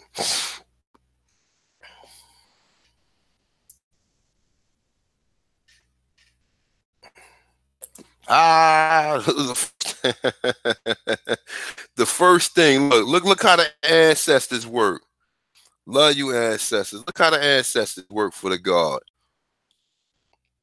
Look how the ancestors work. You bastards. Look how the ancestors work. Can't stop it. Look, here go your so-called Africans, according to what they say. But we got people here with afros as well. Okay, see this? They saying this is American. Now they got Australianoid. Don't let that shit fuck with you. Don't let that go to your hair. Australianoid only means Southern. Okay. Now look, what's the difference? He got that look like the Africans that come here. He got that look like the Americans that's already here. Raheem and JoJo and motherfucking Phil and the rest of these Negroes. And Michael Jordan, look, he got that same look. Full lips, big nose, same eyebrows. What is the difference? He looked more like us. It says American, okay? So if the real Americans looked at like this, then how the fuck he would be classified as black?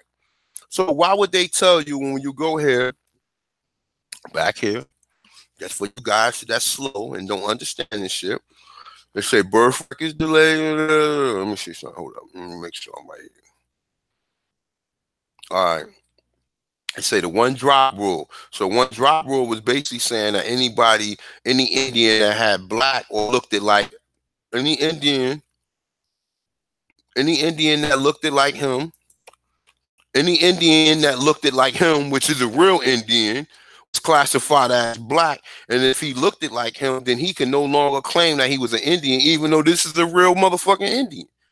You understand how stupid they play games with you? These motherfuckers is some treacherous motherfuckers, man. They say oppressive racial changes. The Virginia law, which allowed for the delay of birth registration, declared its own purpose differently. Formal title say American, the act of preserve racial integrity, and went into effect in 1924. So let me get see something real quick. Hold up, where we at, man? Check this out, man. Let me see how treacherous these motherfuckers is, man.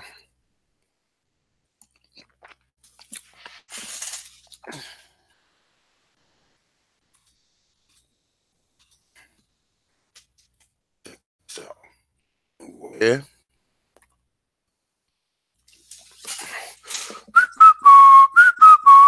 Now, do he look anything like him?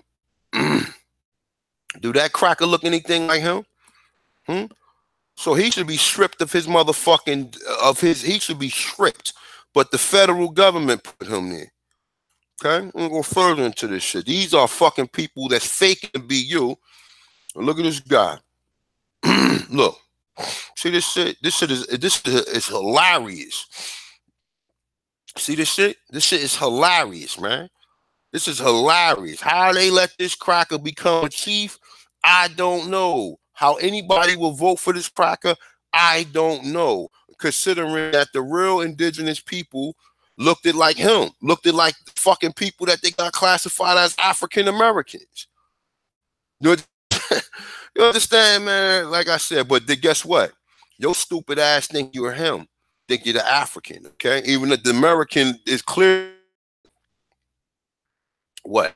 Just in case if you guys thought you guys don't think I come prepared with information or scholarly information.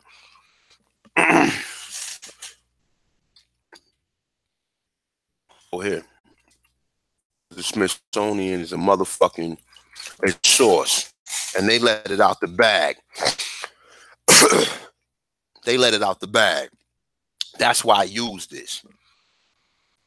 Because they let the shit out the bag. DNA from a 12,000-year skeleton helps answer the question, who were the first Americans? Okay, we already went over what the word indigenous, aborigine means. And this is all showing you of what reparations is and what is it repairing. It's repairing the act of war. And then when you go ahead to the racial integrity, they try to tell you, oh, well, whites is differently from Indians. So how the fuck do you got a white Indian?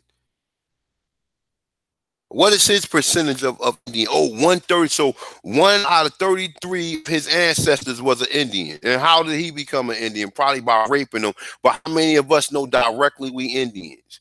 But yet, your ass is sitting in the project somewhere drinking motherfucking drinking moonshine or drinking whatever the hell you drinking some fucking Coke 45 or some goofy shit. All right, so just for the soul pokes and the people who can't properly comprehend, but there lies a puzzle. Shout out to my brother NY Supreme, man. Shout out to the brother, man, or whatever, man. It say modern Native Americans closely resemble people of China, Korean, and Japan, but the oldest American skeletons do not. So it ain't say modern Native Americans. So do this motherfucker look like a modern Native American? What do he look? He look like a fucking European that came here. He don't even look like a modern Native American. So how is he a fucking leader of a tribe? Oh, because he was put there by the federal government. Now check this out. Back. So what do the real Indians look like at times in this one? I'm slow and I don't understand. I need a scholarly research. I need a scholarly understand. A small number of early American specimens discovered so far have shorter and smaller and shorter faces and longer and narrower skulls. The Native Americans more closely resemble modern people of Africa, Australia, and South Pacific Island. Okay, so what would you say? What would he be? What would he resemble? Wouldn't he resemble this guy? He just ain't got that frightened look on his face. Wouldn't he resemble him? And who's seen him, and why is they calling him an Indian when the rest of the Indians don't look? Oh, they killed off all them Indians. We know how they killed them off. How did they kill them off? Bingo. This is how they killed them off. The one drop rule. They were far foul late to make the oppressive racial changes. The Virginia law, which allowed for the delay of birth registration, declared its own purpose differently. It say its formal title was the Act of Preserving Racial Integrity, and it went into effect in 1924. This also occurred in North Carolina as well as other states. Virginia began the one-drop rule in 1924, Alabama, Georgia in 1927, Oklahoma in 1931. During the same period, Florida, Indiana, Kentucky, Maryland, Missouri, Nebraska, North Dakota, Utah retained their old blood fractions state de jure, but amended these fractions. It say 1/17 to 1/22 to be equivalent to the one drop rule. Okay, it says the one drop rule was overturned in 1967 by the U.S. Supreme Court. It say the one drop rule is illegal. So that means under the one drop rule should be fucking classified as an Indian. Before this time, many Aborigines were not allowed to claim a legal status as Indians due to white vital records of now white vital records. So what would this bastard be considered? What do he look like? Do he look anything like what Smithsonian Institute look like? What would he be classified as? What is he classified as? Oh, but he's allowed to claim he's an Indian, but they give you a hard time. This is the bull goofy shit that dumb people, that we gotta be some of the dumbest people on the fucking planet, yo. We have to be some of the dumbest people, man. Like some of us got off the slow bus, man. Because if it's telling you right here, it's telling you right here, they declare anybody who was black from being an Indian, but then they telling you that anybody who was white, but you letting white people claim Indians. Yo, I just can't, man. I just can't. This shit is funny than a motherfucker, yo. It's funny and it's sad at the same time. Now let's deal with this bastard for the last time, all right? Walter Ashby Plecker. It said was an unassuring in appearance of small doctor who purchased a number of clinching. It say earned him position in Register of Virginia Bureau of Vital Statistics.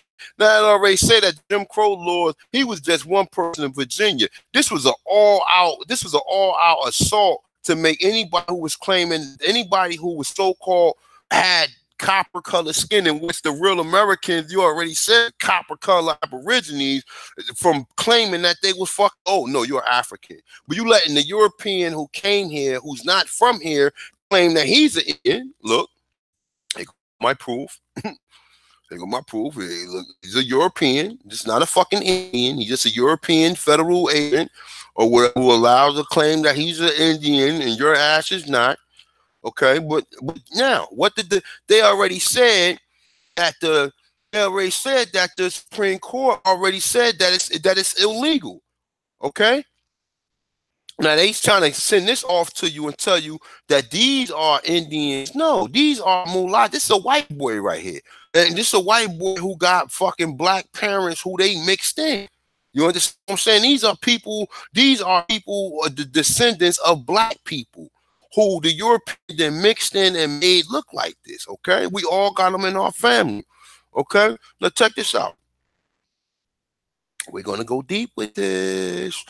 As usual, it says century later, it says aimed with a gruesome power of the state, Plecker declared war on these people, consulting and listing surnames associated with Native American ancestors such as Beverly, from Beaver, Sparrow, Penn, Field, Bear, and so on. It say, and drawing his authority from the century-old census record that likely to list Indians as mulattoes, particularly if the census were taking in sometime the Hawkeye notes. Plecker embarked on a crusade to reclassify every Native American in the state as African Americans. Now, if it's telling you that they classify Indians as African Americans, then we all need to go get our motherfucking check.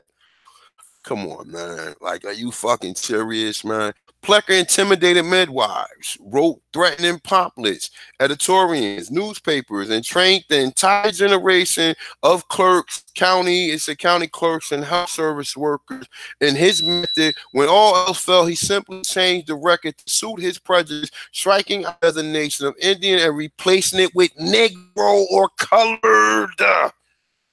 Okay? Okay? Let's read this again for you retards. When all else failed, he simply changed the records to suit his prejudice, striking out the designation Indian and replacing it with Negro, colored, or mulatto on his writing. Now check this out. Let's go ahead real quick, man. Let's go ahead real quick. Let's go ahead real quick. Let's go ahead real quick. Let's go ahead.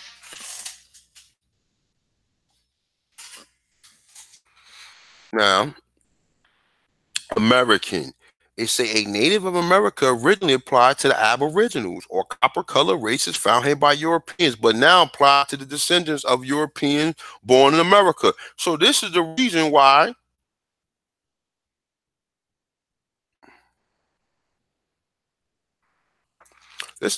he could claim that he's an American Indian. That's why he can claim that he's American Indian. This shit is some of the fakest shit. This shit is ridiculous, man. And like I said, this shit is the biggest fraud. This shit is ridiculous, bro. That's why he's able to claim that he's an Indian. That's why.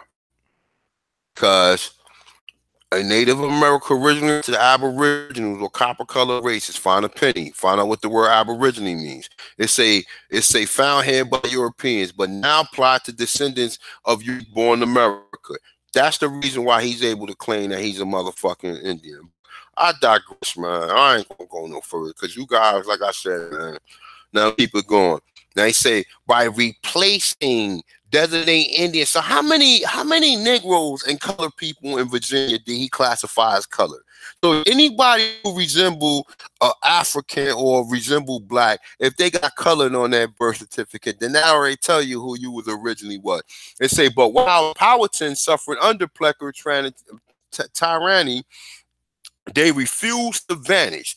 When necessarily they sacrificed both family ties. How many of them really was killed down there? Because, you know, in Virginia, you got some real rednecks down there that can't read or spell, that's probably having sex with their sisters and shit or whatever. How many of these Powhatans really was killed by the good old boys? Where did they have that fucking march at? In Virginia. Where was that shit that was done where they ran over where that devil ran the motherfuckers over with that SRT Charger or whatever? I mean, not a Charger. It's a is it a Charger? Yeah, it is a Charger.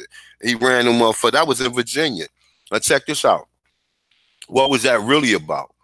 Okay.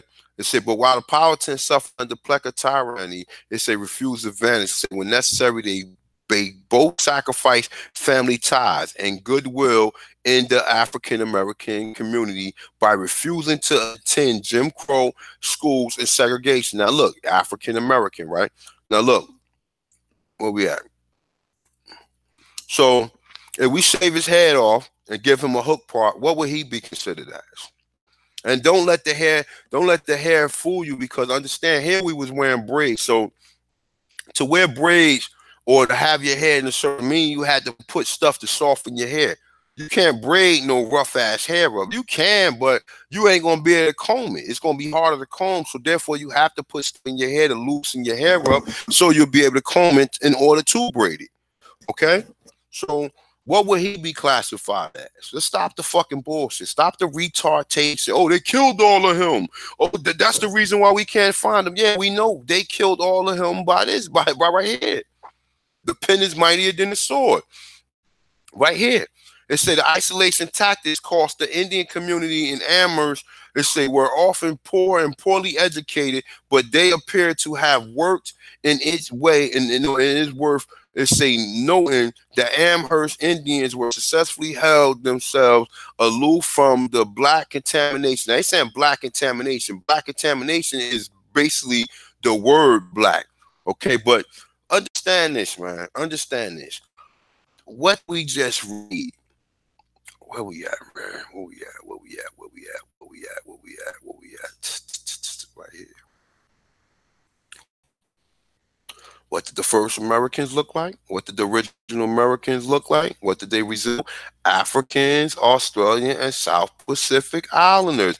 This led speculations to perhaps the first American and Native American, the first American and Native American, the first American Native, the first American Native American. Why are they separating them? If Native Americans were the first American, why are they saying perhaps the first Americans and Native Americans came from different homelands, tried to continued or migrated from Asia at different stages of evolution? Which I believe that life started in America and people went over to Bering Strait the opposite way.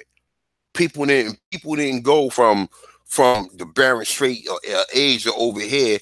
I believe life started over here, because if all the oldest pyramids and everything, the oldest shit is over here, wouldn't that tell you that shit started over here? Okay, wouldn't that tell you shit started over here? Well, like I said, man, this is what happened to the people the original people right here. All right, let's say probably claim African or Native or Caucasian ancestry, and that's what I'm trying to say, man. This shit is a fucking joke, man.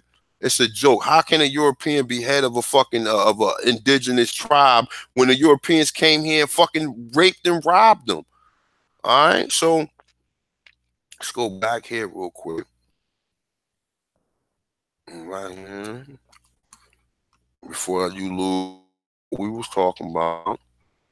So he was basically talking about how these big, large corporations was responsible for slavery or whatever, and while reparations, it should be held to it. We went over what the word reparation means. Say, repairing, amending is a text from 1400s, compensation for war damages owed by the aggressor. We looked up what the redress means. Let's open this up some more.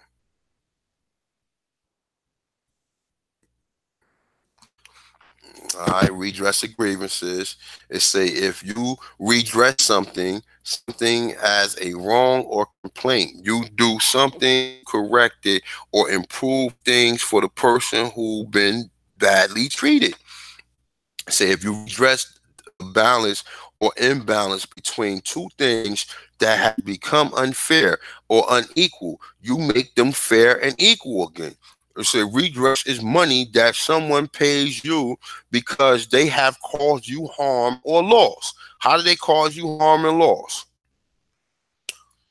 Plecker intimidated midwives, wrote, threatened pamphlets, editorial newspapers, and trained the entire generation and clerks, say health services, workers, and methods. It say when all else fell, he simply changed it to suit prejudice, striking the designation of Indian. Okay, he striking the designation of Indian by replacing it with Negro and color. How many states did he do? It wasn't just Virginia.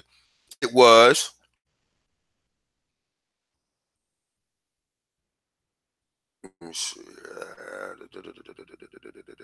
Louisiana, Texas, Arkansas, Mississippi, North Carolina. Go down here. It was also Georgia. It says Alabama and Georgia, 1927, Oklahoma, 1931. During the same period, Florida, Indiana, Kentucky, Maryland, Missouri, and Nebraska, North Dakota, and Utah. So all these states, it wasn't just Virginia. It was all these states where it was already black people at. And how many fucking millions of people did they change their classification over and classify them as Negro and color? All of them. All of them. So this is what the redress of grievances will be for. So it's saying, so we're trying to redress the balance and say and give hold on, what the fuck is this? No, this is some other goofy shit. This is it's a formal. I guess it's a formal. All right, but say redress is money that someone pays you because they have harmed you or lost. So how do they harm you or lost? They classify you as an African when you're indigenous to this land. Okay, you got all these sources telling you. You got even images showing you. You got a motherfucker sitting right here, right in front of your face, and you telling me this is a damn African. You telling me, here go the Mongoloid right here. This say Mongolian right here. This says Malayan. This says Caucasus Asian. Okay, this don't say American. Say Caucasus Asian. This says American. The copper color race right here. Right here. Oh, he got straight hair. Motherfucker, James Brown had straight hair. All of the motherfucking, my uncles and them put perms and put shit in their hair to make their hair. Cause we got style. You see how he all style. See how he's shining and shit, gold in his ear and wearing all his feathers. You see how the motherfucking this is probably just a fucking slave or somebody from the Caribbean that was brought over here. Because we see this all throughout the Americas. You even see this shit in Hawaii. Even in Hawaii, Hawaii is in the middle of no motherfucking where. Hawaii is a fucking island in the middle of the Pacific Ocean or whatever, and you see them people rocking this. You see them rocking that in Jamaica. You see them rocking that all through the Americas, okay? You see them rocking that all through the Americas. So stop the bullshit, okay? And you go further down, you see more images. This guy right here, it's not a Mongoloid. This is a motherfucking Negro. Okay?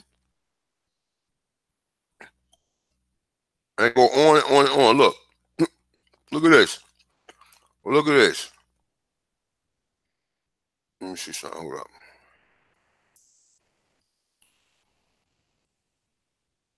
Look. Look. And he took this out of the 103 facts about the Indians of the West, black Indians of the Western Hemisphere. It's a most matriarchal society. It's a most Indian chiefs were women. Look, see her sitting on a damn alligator. See her hair coiled and shit. See, here go a Negro with an afro. Here go another motherfucking Negro. Here go the Europeans that founded you here. So how the fuck did they bring you here? Okay? How the fuck did they bring you? Oh, that's not an Indian right there. Just told you that they classify anybody look like her as a Negro or color, you damn idiots. Let me know if y'all still in full effect with me, man. Let me see.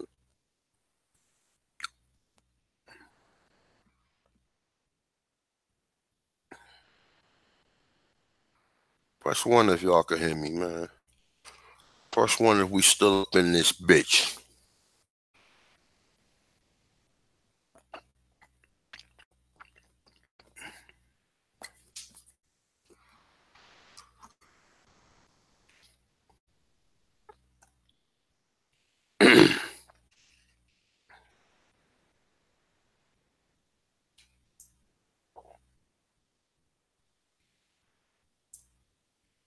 Shout out to everybody in the chats, man. Definitely, man. Thank y'all, brothers and sisters, for coming through. I appreciate y'all, man. Definitely, man. Like I said, we got 116 people watching. Go to right here, T-shirt Spring. Go to Tontin's American store, cop yourself something, and represent who you are. Okay? I mean, you can go buy Polo, whatever the fuck you choose to buy, Gucci or whatever, Hanes or whatever the hell you buy, but definitely cop yourself a shirt and wear that motherfucker. Let people know. Wear that shit to school. Wear that shit to work. Wear that shit down the block. Wear that shit to court. You know what I'm saying? But definitely represent your people, man. You know what I'm saying? All right, where was I at? All right, boom. So we was running over here, and when we was talking about, we was hearing this devil basically dismiss the fact that these corporations, such as the people who came here and formed these corporations and the white supremacy, was able to pull this shit off, and now they're still existing. And he's saying that, oh, they would have probably done something else. And that's what I'm saying. This shit is so fucking funny, man. When you hear these people, how these people be eluding and just telling you anything. Let's hear some more of it. Because he could have invested in honest work. The fact that he chose to divert criminal act, causing untold injury to people. Now listen to this. Creates his liability. It does not matter what he might have made, what differential would have existed in honest labor. Listen. Because if Morgan had financed slaves, someone else who's not a defendant would have. Listen to this. Hold up. That's right. Listen to this. Listen. I'm gonna let this play about 5 minutes, and I'll be back.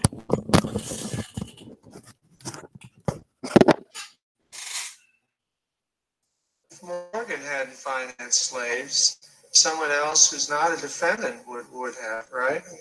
Morgan is the one that, to a criminal act, causing untold injury to people, creates his liability. It does not matter what he might have made, what differential would have existed in honest labor. No, because if Morgan hadn't financed slaves, someone else who's not a defendant would have, right? Injury to people, creates his liability. It does not matter what he might have made and what differential would have existed in honest labor. No, because if Morgan hadn't financed slaves, someone else who's not a defendant would have, right? And slaves, someone else who's not a defendant would have, right? Morgan is the one that did it. It doesn't matter that some other bank chose not to. It doesn't matter in the sense that if the only significance of Morgan's conduct is that some other company financed sharecroppers and Morgan financed slaves, then if Morgan had made a different decision, there would have been no consequences for your clients. It's just some other company would have done the slave financing. Your Honor, that's like suggesting that if one man robbed a bank, he need not pay back what he stole because someone else would have done it anyway. That makes no sense at all. No, that's not true because it seems a direct import of your Honor's analysis. That supply of bank robbers. What is true is I think the FBI has a grand total of banks. If there are commercial opportunities, we to exploit.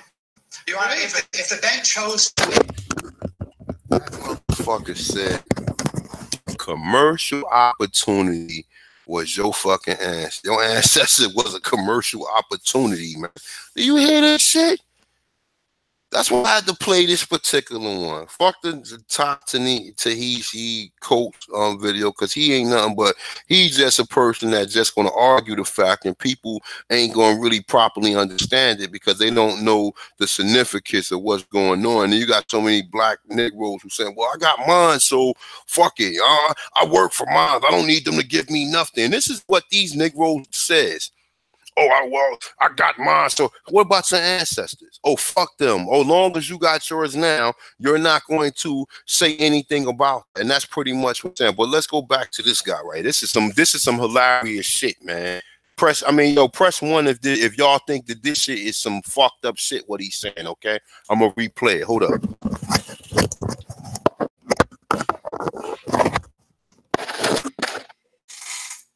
Advance its commercial opportunity through crime and tort.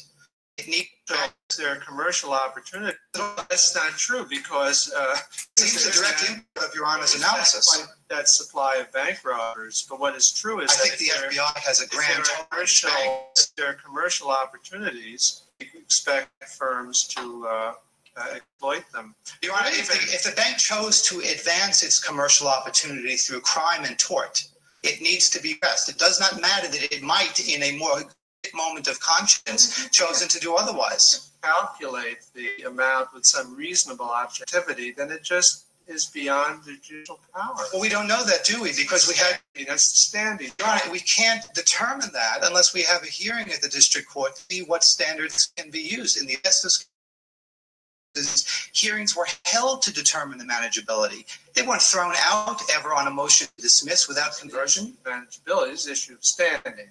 The issue of standing, no, Your Honor is asking how we would calculate damages. That strikes me as an issue of manageability. How you would show there had been an injury.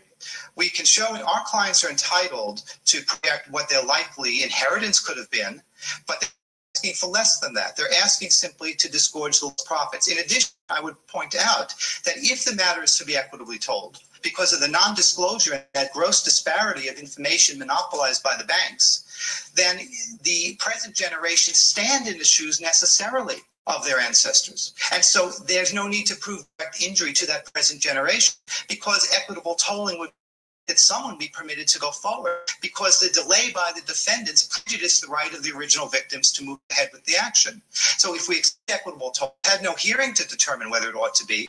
Your Honor's question is a fact pregnant. We need a hearing to discuss that. If we accept that equitable tolling could have occurred, then we know the standing issue is largely resolved because those in life in the shoes of those who were denied the opportunity to proceed earlier.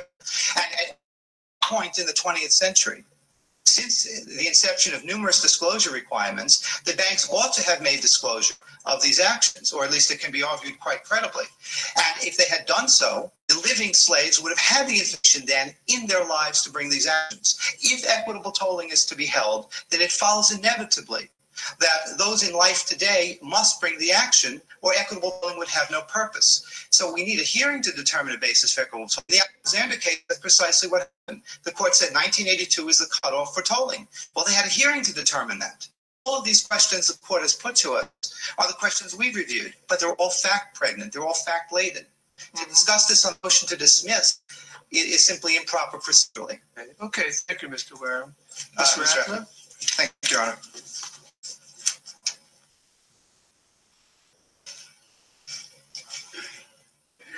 Honor, we stand on our brief and just want to point out some new events that have occurred. With respect to the California case, the primary issue is that the lower court dismissed the case without even discussing the issues in the California case. And we had issues, we brought our case based on some California statutes. This is the Hurdle case, right.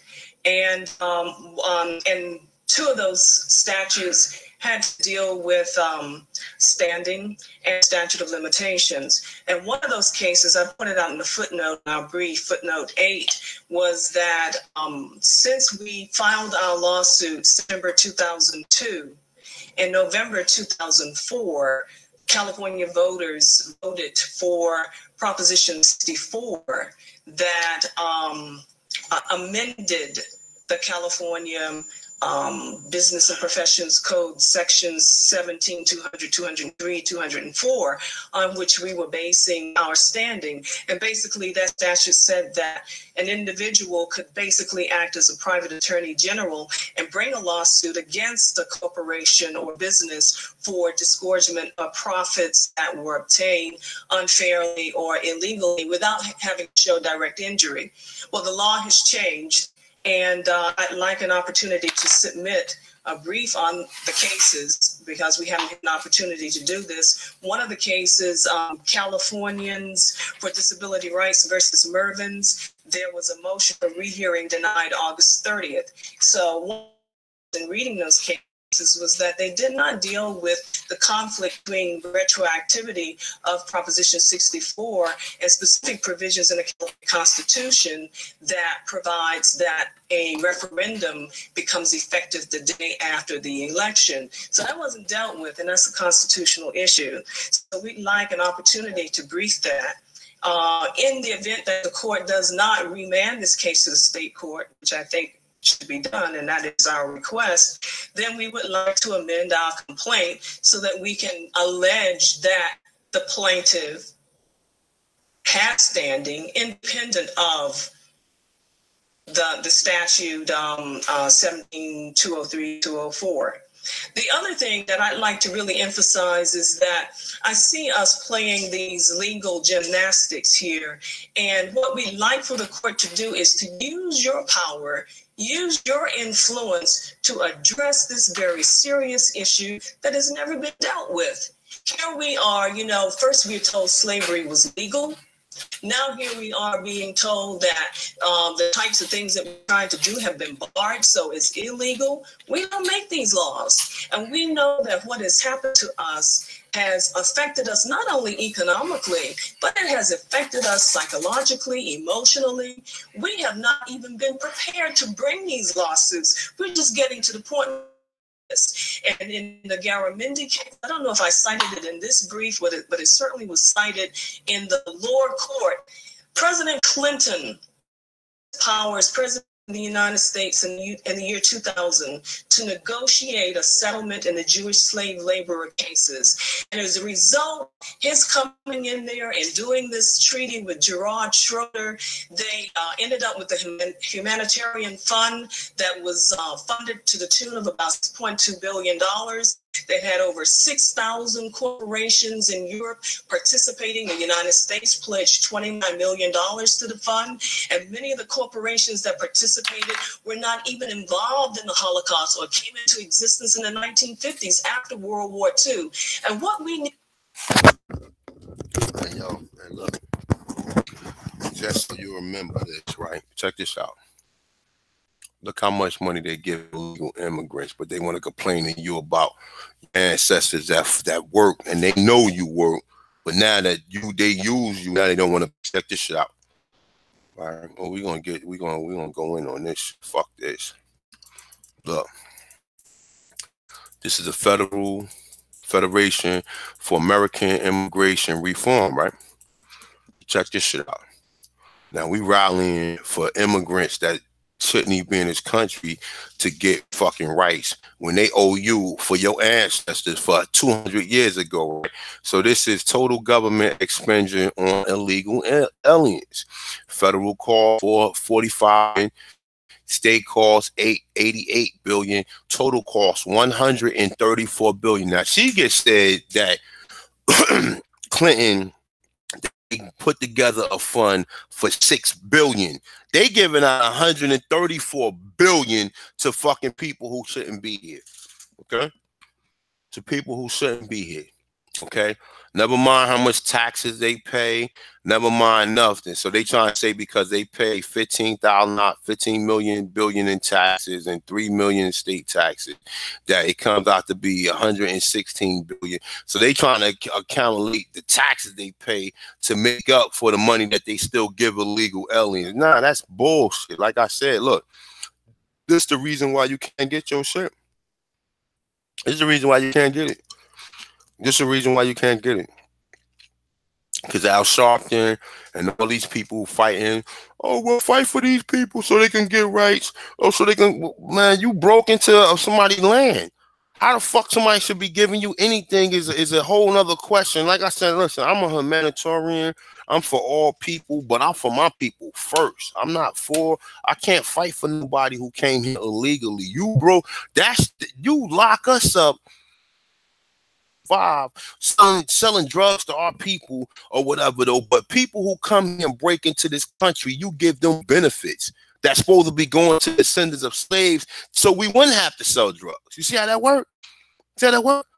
See how that works? You sell drugs because they blackball you from getting jobs, and it ain't because you don't want to work and you're not a hard worker. They wouldn't give you the opportunity, which drugs is what built this motherfucking country.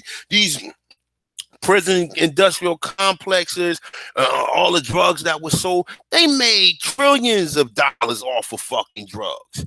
Trillions. And they laughing in the background while they locking you up and then using your labor to make these fucking, to make these free labor that they send across seas, and they using you to do it. They also sending these immigrants here too. And don't get it wrong, a lot of immigration that's coming here smoke and mirrors, because these big corporations is allowing a certain amount of them come here to where they would work, to where they try to say, oh, well, we can't fight it now. It's getting too big or whatever. And it's smoke and mirrors. And the reason why I think that even with Trump, I think he's a smoke and mirror, because they know that we're getting close to this shit and we're starting to really bitch about this. So now they try to send somebody in to act like they fighting or act like they trying to put a stop to this, so we'll be quiet. But nah, we're not going to be quiet, because like I said, it's one of the reasons why you can't get your reparations, because of this total national.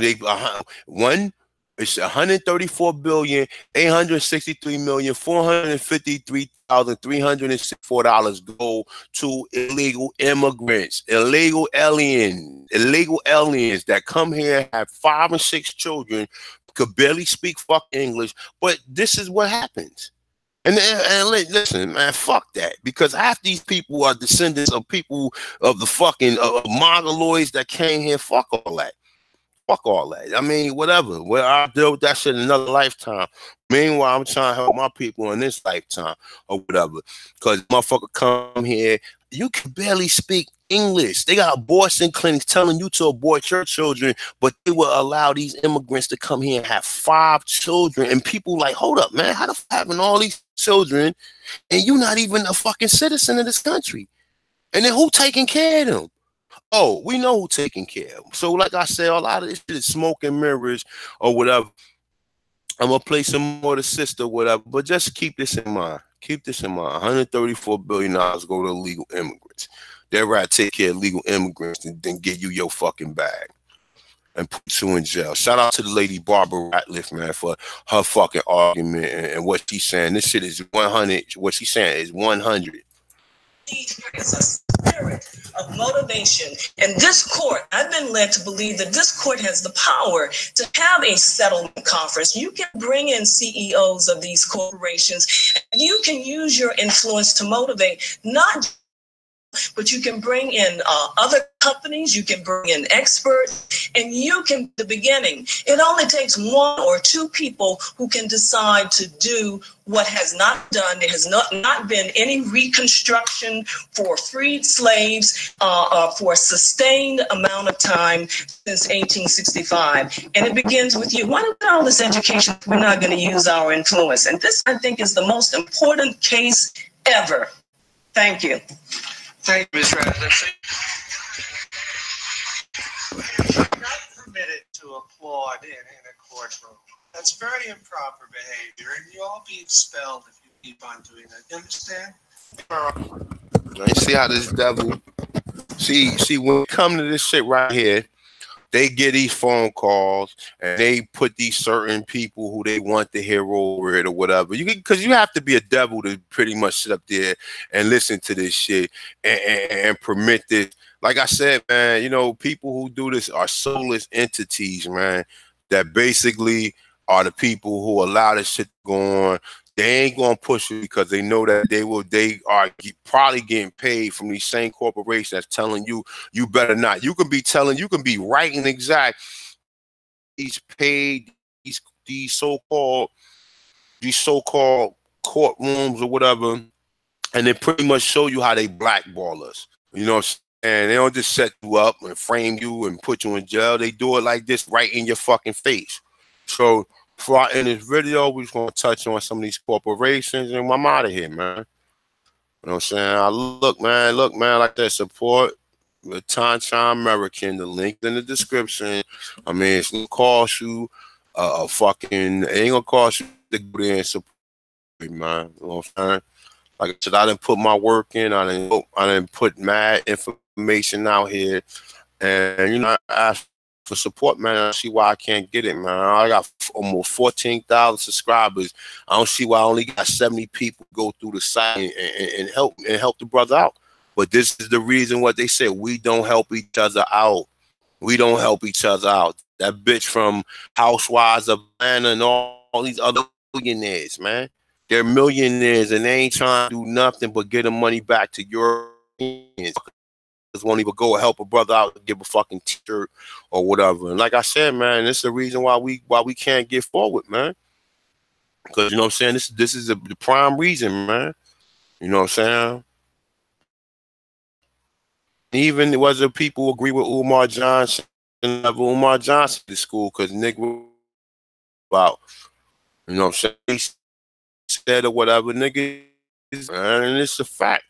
Because motherfuckers will go and take that same money right into one of these European shops and go make sure motherfuckers still going to get those done from these same Chinese people. These Chinese people then rags your own people.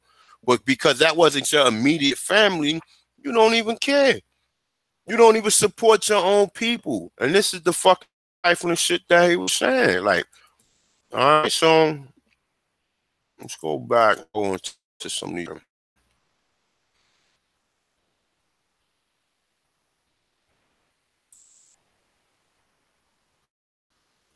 Johnson, that's my brother, Selena Johnson.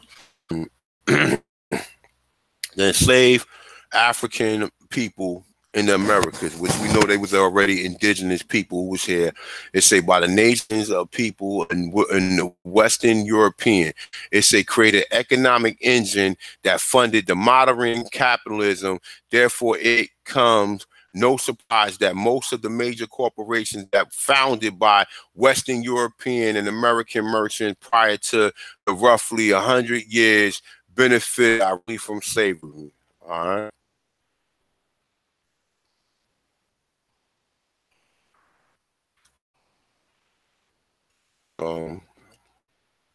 Got the Lehman Brothers, one corporation. You know what? Let me close this out. Bugging. Let me close this out. Let me close some of these other articles out. Give me a second, yo, before we go into this. Let me close this out. Let me close this out. Close that out. Close this out.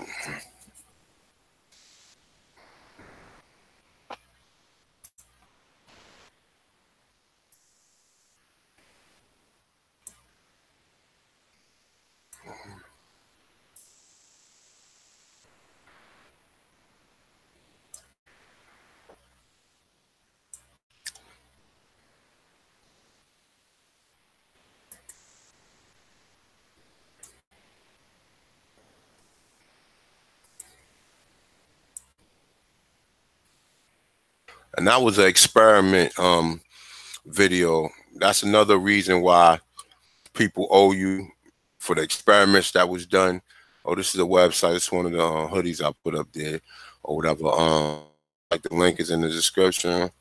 But yeah, it shows you all of the different corporations that benefited from all this shit, man. You know what I'm saying? And plus, like I said, hold on, I'm gonna go back to that. I should actually pull that experiment, all experiments, but you guys already know what they did. You already know all experiments they done to us in this country, man. I'm saying shit ain't no mystery, man. All the experiments, bro, they done here, man. Or sit here and act like, oh, we ain't do, like, come on, man. This shit is is ridiculous, bro. This is fucking ridiculous.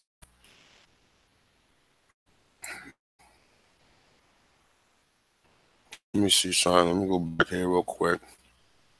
Mic check, mic check, mic check. All right, so I'm still in the house. Still up in this bitch.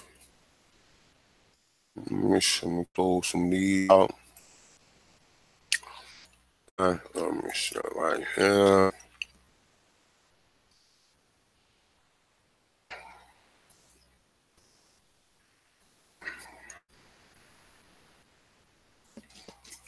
Alright, so let's close all this shit out before I start reading, because sometimes you gotta close a lot of these articles out because they don't be properly reading because of all this shit open. Close this shit out.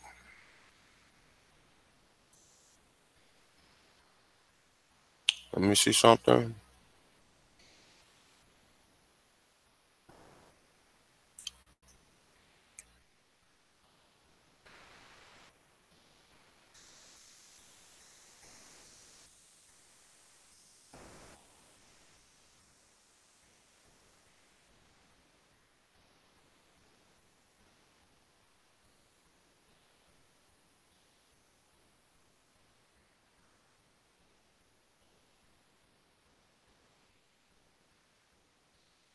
No doubt.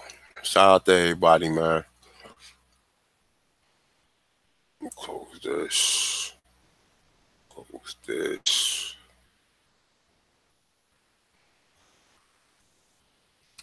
Y'all pretty much see, man. Y'all see pretty much what it is, man. Let's go back here, man. Shit, so I get up out of here, man. Been rocking on the mic for almost 3 hours, man.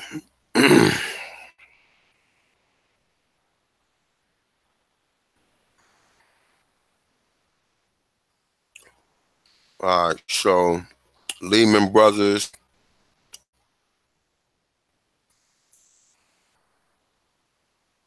man. It's just still running. So, all right. So, Lehman Brothers, they say who empire started in the slave trade recently admitted their part in the business.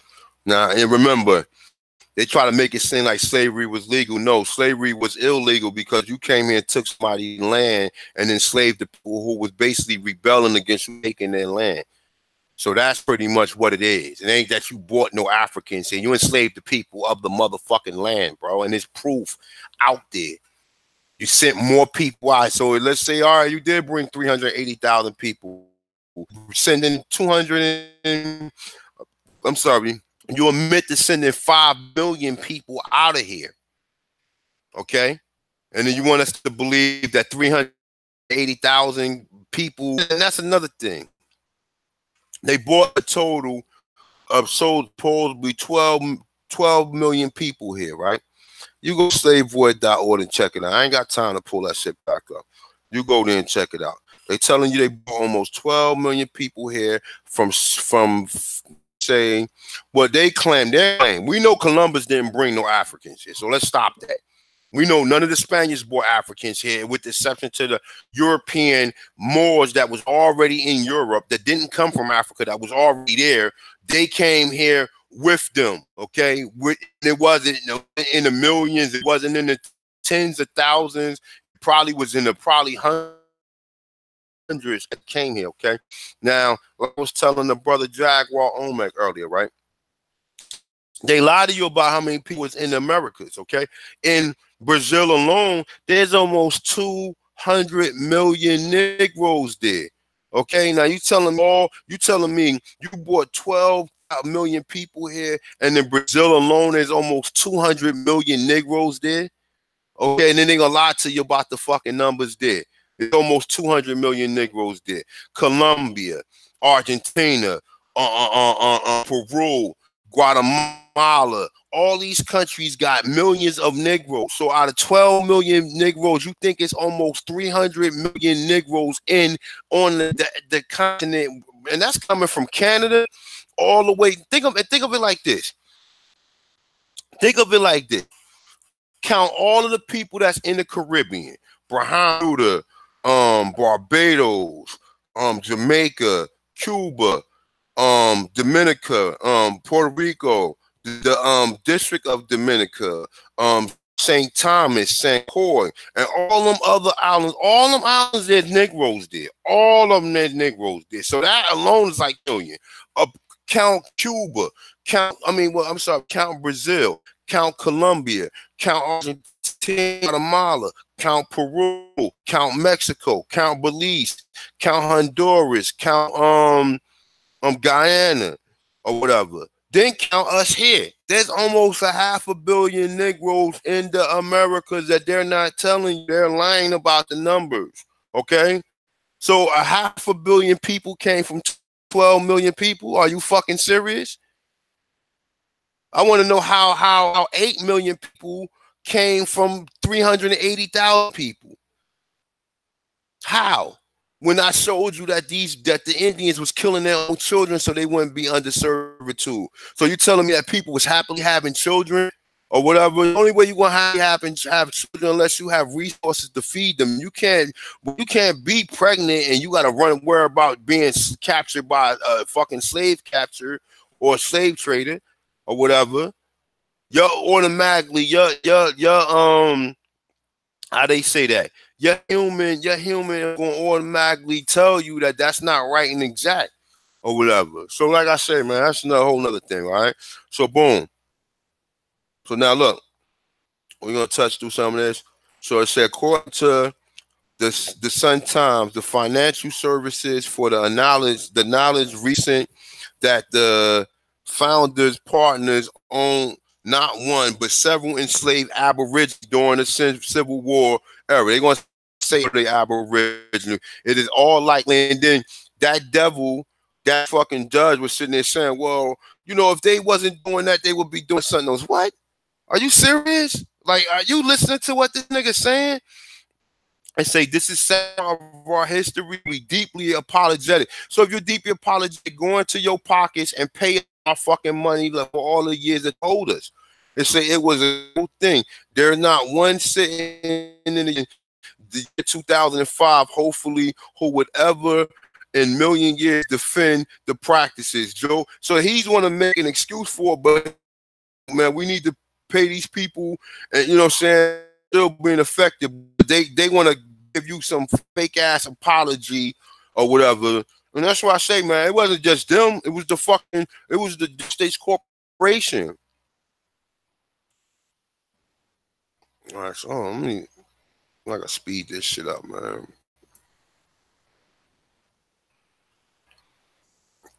So you got Aetna.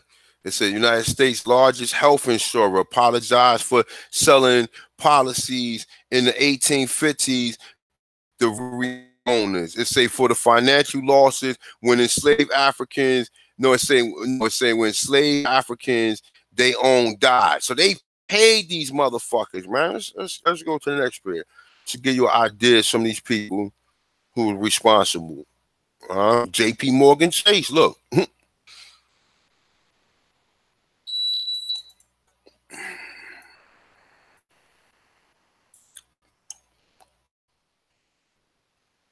Say recently admitted their company linked to slavery. Now, all I'm going to admit now, while they getting money or whatever, while they got all these, look, they're going to all admit now, while all these people, you know what I'm saying, because they don't want to admit now, because you got so many black coons, like all these people saying, well, we ain't going to never get it because they won't give it to us because y'all ain't fighting hard enough for it. That's why, because y'all niggas got swag.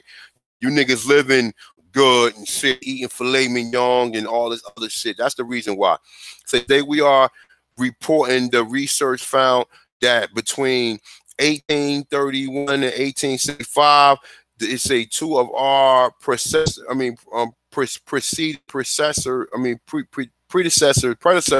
banks, Citizen Bank and now Bank in Louisiana, accepted approximately 13,000 enslaved individuals for collateral on loans and took ownership of approximately 1,250 of them.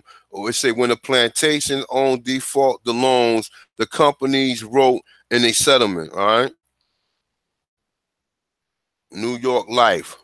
So New York Life Insurance Company is the largest mutual life insurance company in the United States.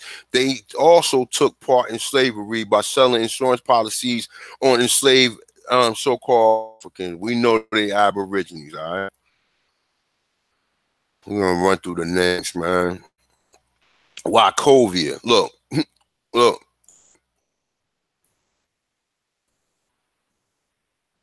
Say today, Wachovia Corporation is now owned by Wells Fargo.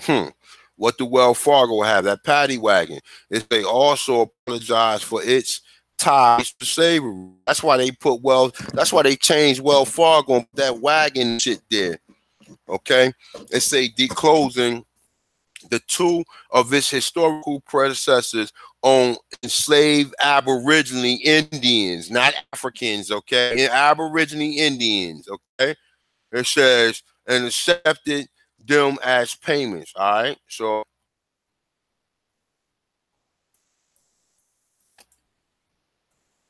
look at that. The Rothschild Son and Bank in London, it say was linked to slavery. The company that was one of the biggest names, they got all the money. They said they got $500 trillion. And you talking about Bill Gates is the richest man? $500 trillion. We talking about people who got $60 billion. $60 billion, it takes 1,000 billion dollars to make a trillion. And these niggas got $500 trillion. Are you fucking serious? Okay. It say the company, this is all connected to the Queen is because you know how they got all that money? Because they get ties from this country. So everything that America make, they gotta send them bread. But 1776, we declared our and get the fuck out of here. Only an idiot believe that.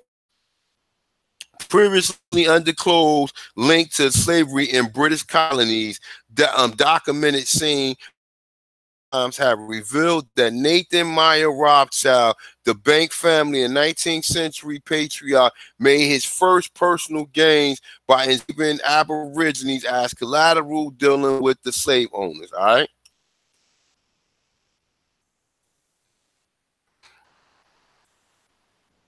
Check this out.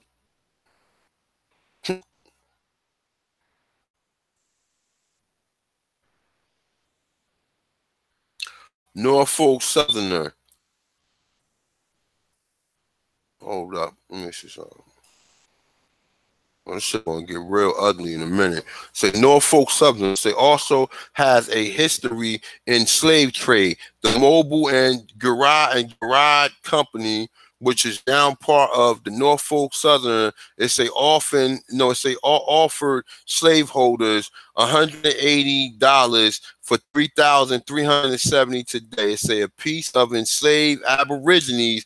They keep putting that word African to make it seem like it sounds worse when you find out you enslaved the people of the land, bro. Stop fucking lying, bro. You came here, you wanted the land, people fought you, so you used their own people to help fight them, and so on and so on. They would rent the railroad for 1 year, according to the records. The Central of Georgia, another company aligned with Norfolk Southern aligned today, value its slaves at 31,303, 663,033 today on record. All right.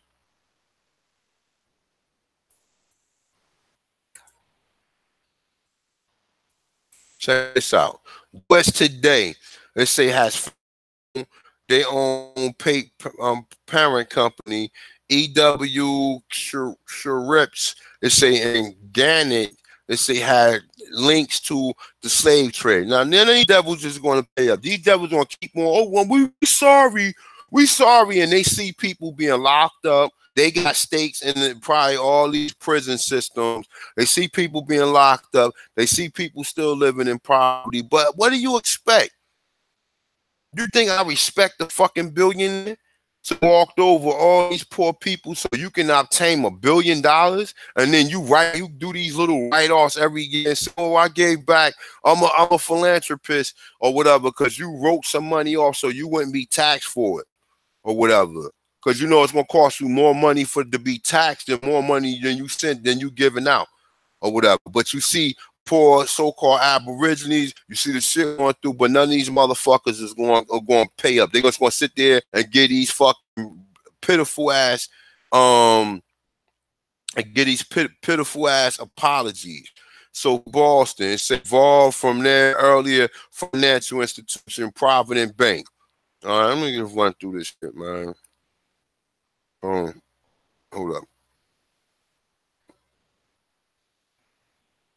So you got CSX, use slave labor to construct portions of some of the U.S. rail lines, let's say, under the political and legal system that was placed more than a century ago. It's a 2 enslaved Africans who, now we know they wasn't enslaved African, we know they were Aborigines, who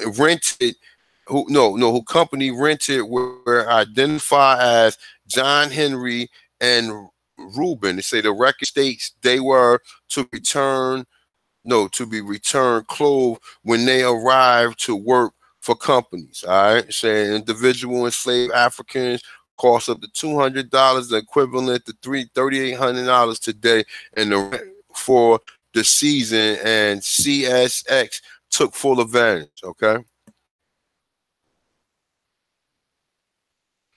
These are all motherfucking or railroad, and we know who helped create railroad.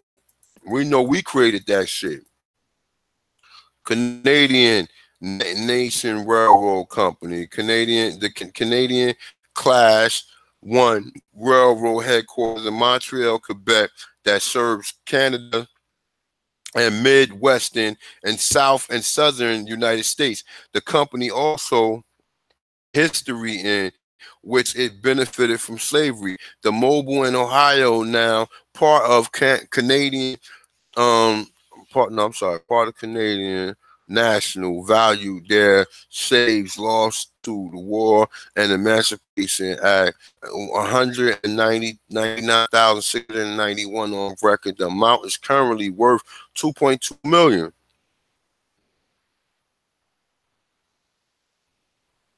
Brown Brothers harassment.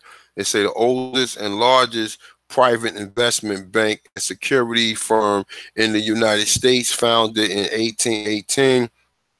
United States Today found that the New York Merchant Bank and James William Brown, currently known as the Brown Brothers, harassment on hundreds of enslaved Africans and financed the cotton economy and leading millions of Southerners, merchant and cotton brokers.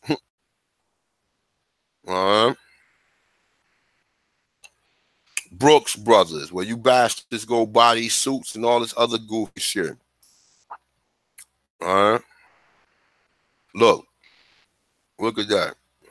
Well, we're going to this shit up. All right, so Brooks Brothers, the high-end suit retailer, got their start by selling slave clothing, and various slave traders back in the 1800s. They say, what a way to get rich in the immoral slave industry.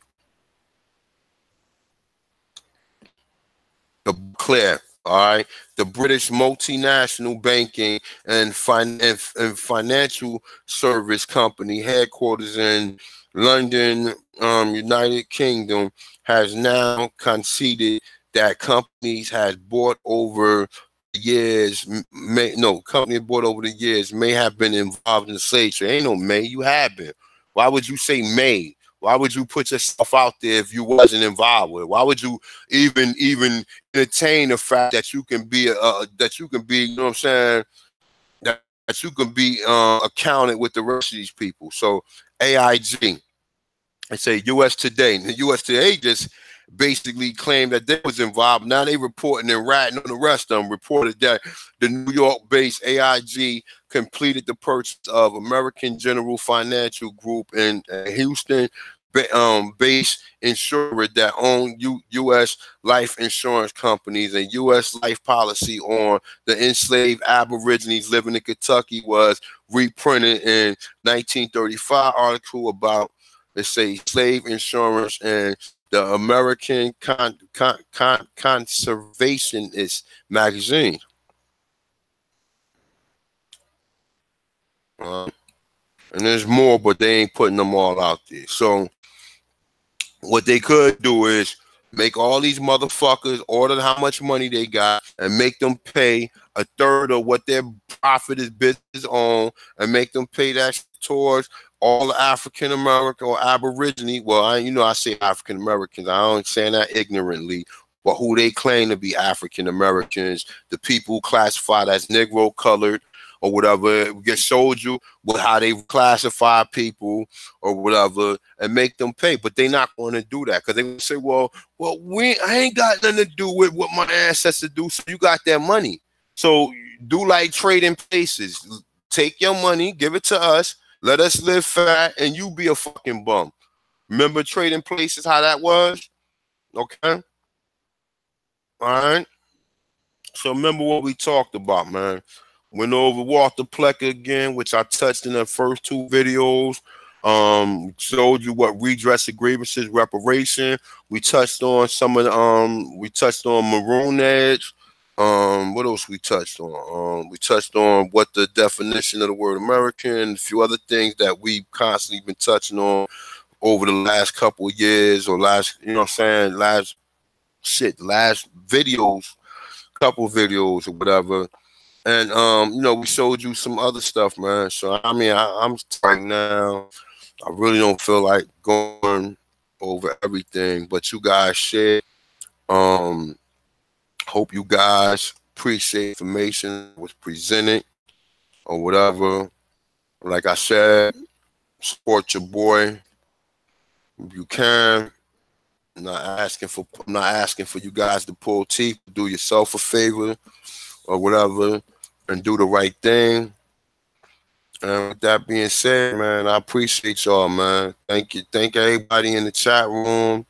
or whatever. I'm tired today, y'all. I really don't feel like going back in the chat room. But shout out to my mediator, Killer White Supremacy and Coon, Brother Ghost.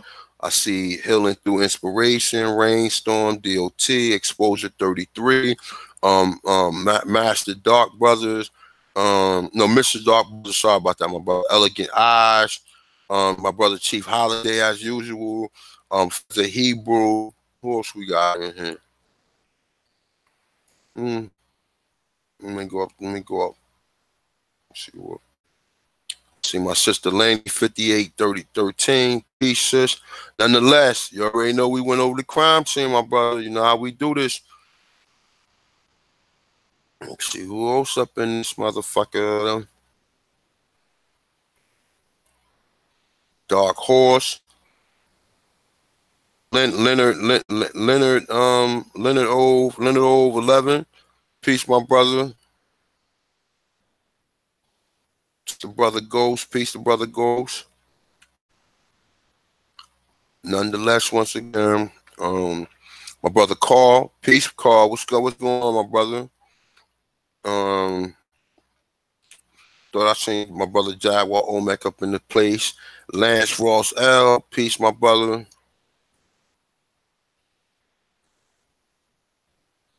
Libra Sun. Peace, bro. Peace, peace, peace.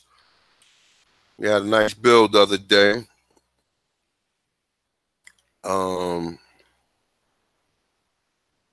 What's that? Chopper Chata. Peace.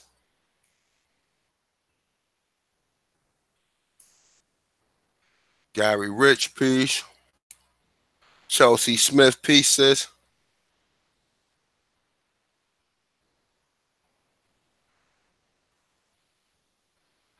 That's about it, man. I touched. I'm born here. Peace. Shout out one more time to my sister Lenny, 5813. Shout out to everybody, man. And shout out to punk ass Root Word for keep making videos about me, man. I said I ain't got no beef for nobody. This is not this is not what I'm here to do, to address these clowns or address these so-called petty ass beefs that these Negroes have over their ego. I never done anything to disrespect any of these brothers, you know, and that's any of the brothers who I have any prior words with. That's not what I'm here for. I'm here to teach. I'm here to expose these people. We got enough shit going on not to be sit up here worrying about making videos about niggas. Like, do your research, bro. What are you sitting here making videos talking about niggas wear fezzes and all that shit, bro? Like, that's some goofy shit, man. You ain't never even seen my picture, so how you gonna sit there and say, oh, I got a fez on? And let me tell you something, y'all. I came through more science. Wasn't part of no MSTA group or whatever. No, I learned civics. I learned this history from a lot of the Moors, bro. And I always tell you guys that I ain't hiding it. I could care less who make a fucking video. I could care less who unsubscribe because they may think I'm a Moor. I'm not a Moor. I'm an Aborigine in North America or whatever. So whatever brother came through before learning out who he was, you can't fault them. You got brothers up in here that was wearing fucking unks and wearing African symbols and, you know what I'm saying, and doing all that. You think we're gonna sit there and go back and fault them? No, because everybody had a learning process in which they came through. So you can't sit here and oh man, you man, the fuck up, man. More ain't nothing but a dark skin complexion, copper colored person, man. So if you don't understand that, then I don't know what to tell you, man. So like I said, shout out to all the Aborigines, man. I appreciate y'all come through. I got a lot more work that has to be done, a lot of research. Me and brother Jaguar Omek and brother Aboriginal Power, we're gonna be getting finished doing the build on the Encyclopedia Aborigines, 15,000 years of contributions, innovative and inventions, or whatever. We're gonna finish that series, as well as we got some other things in the work, man. Like I said, man, if you're trying to help me get this documentary out, definitely go out there and donate. And thank for the people that's in the chat, because I know most of the people in the chat, y'all did with trying to show love or whatever. This for the people who listen to it later on, man. You know, like I said, I got 100 people watching it. I sold 70 t-shirts. I don't see why 12 or 15 people that's in the chat room now. Like I said, man, maybe some of us, we don't have the Federal Reserve notes. And I ain't knocking anybody if you don't have Federal Reserve notes. Shit, I ain't trying to tell you to be a slave to the system or whatever. If you don't have it, man, just keep being a subscriber, man. But if you do have it, go ahead and check yourself out. Go ahead and go through, cop something so you can represent yourself, because you damn sure don't want to be these foreigners or these people who came here and signed up for this shit. You definitely want to separate yourself from them and let them know that just because you got other black people here, that, like I said, all the brothers and sisters that's from this continent, you all welcome. But we got black people that's not from this continent that's here. And like I said, any of the African brothers who willing to learn, or any African brothers that's willing to try to build with us, I ain't got nothing against no Africans. I'm just not an African. And they not Africans, because they are from whatever continent or whatever tribe that they from. So, you know, all these terms are terms put on us. But one thing we know, that they was calling us Ameriquay or or, you know what I'm saying? We was already called that. So that's not like, and like the man said, there's a lot of different names in which they was calling people here in this region. Everybody wasn't considered or called the American, but eventually after they named this whole land that, because they found so many references that's what they was calling this place. So that it wasn't because of Alberico, Van Spucci, it wasn't because of his motherfucking ass. He stole a prefix from the people that was in the Guyana region, the Nicaragua region, or whatever. So like I said, do your study, man. Like I said, I'm not out here trying to bang or trying to argue with nobody about their beliefs or any of that goofy shit. You know what I'm saying? You know, I mean, I think my information or what I put out there, you know, I'm satisfied with it. You know what I'm saying, for the most part. And you further your information, try to get where you going, find out what tribe you from. And like I said, man, and then inform yourself with enough information so you stand on your own, man. You know, check out the Curry Davis. Check out African Americans Ain't African. Check out the brother Lauren Coleman. Check out the brother Chief Holiday, Jaguar Owen, A Power, Dane Calloway, my brother Correo, you know, even Lex Will, and you know, and the other brothers that's out here doing the work, man. Shout out to everybody, man. Go back and check out, because you'll learn something from everybody. What's the old head name? I always look. Dr. Clive Winters. Check him out. Check out Dr. Eileen Bay. Check his shit out. Go back and check out Yafa Base. Check out Taj Tariq Bey, because Taj Tariq Bey touch on the Catholics and the Roman and they put up all this shit, and how he touched on a lot of the legal shit and a lot of the stuff that people don't understand. Go back and study all this, man. You know what I'm saying? Because I had to study all this, and this is what brought me to you guys and me into the knowing of this information. It wasn't just no one person that done it. Years and years and years of studying them, being a student to this, and being able to sit up here and listen to this, man. So like I said, with that being said, man, I am the time to this one, man. You know, like I said, you want to support me, my PayPal link is in the description. If you can, support the brother. You know what I'm saying? Definitely support the Tonchine American or whatever. Go get yourself something nice or whatever, throw it on. I will have my website up where I will be putting up some more material or whatever. So, you know, definitely, man, stay in tune. You know, I appreciate everybody coming out. Everybody have a good night. To the ones that's on the East Coast, to the ones that's in the Pacific time, y'all still up, and it's about 8 o'clock where y'all at. But with that being said, man, I appreciate everybody, man. Love and light to everyone, man. And I'm the time to this one. Peace, man. Peace, peace, peace.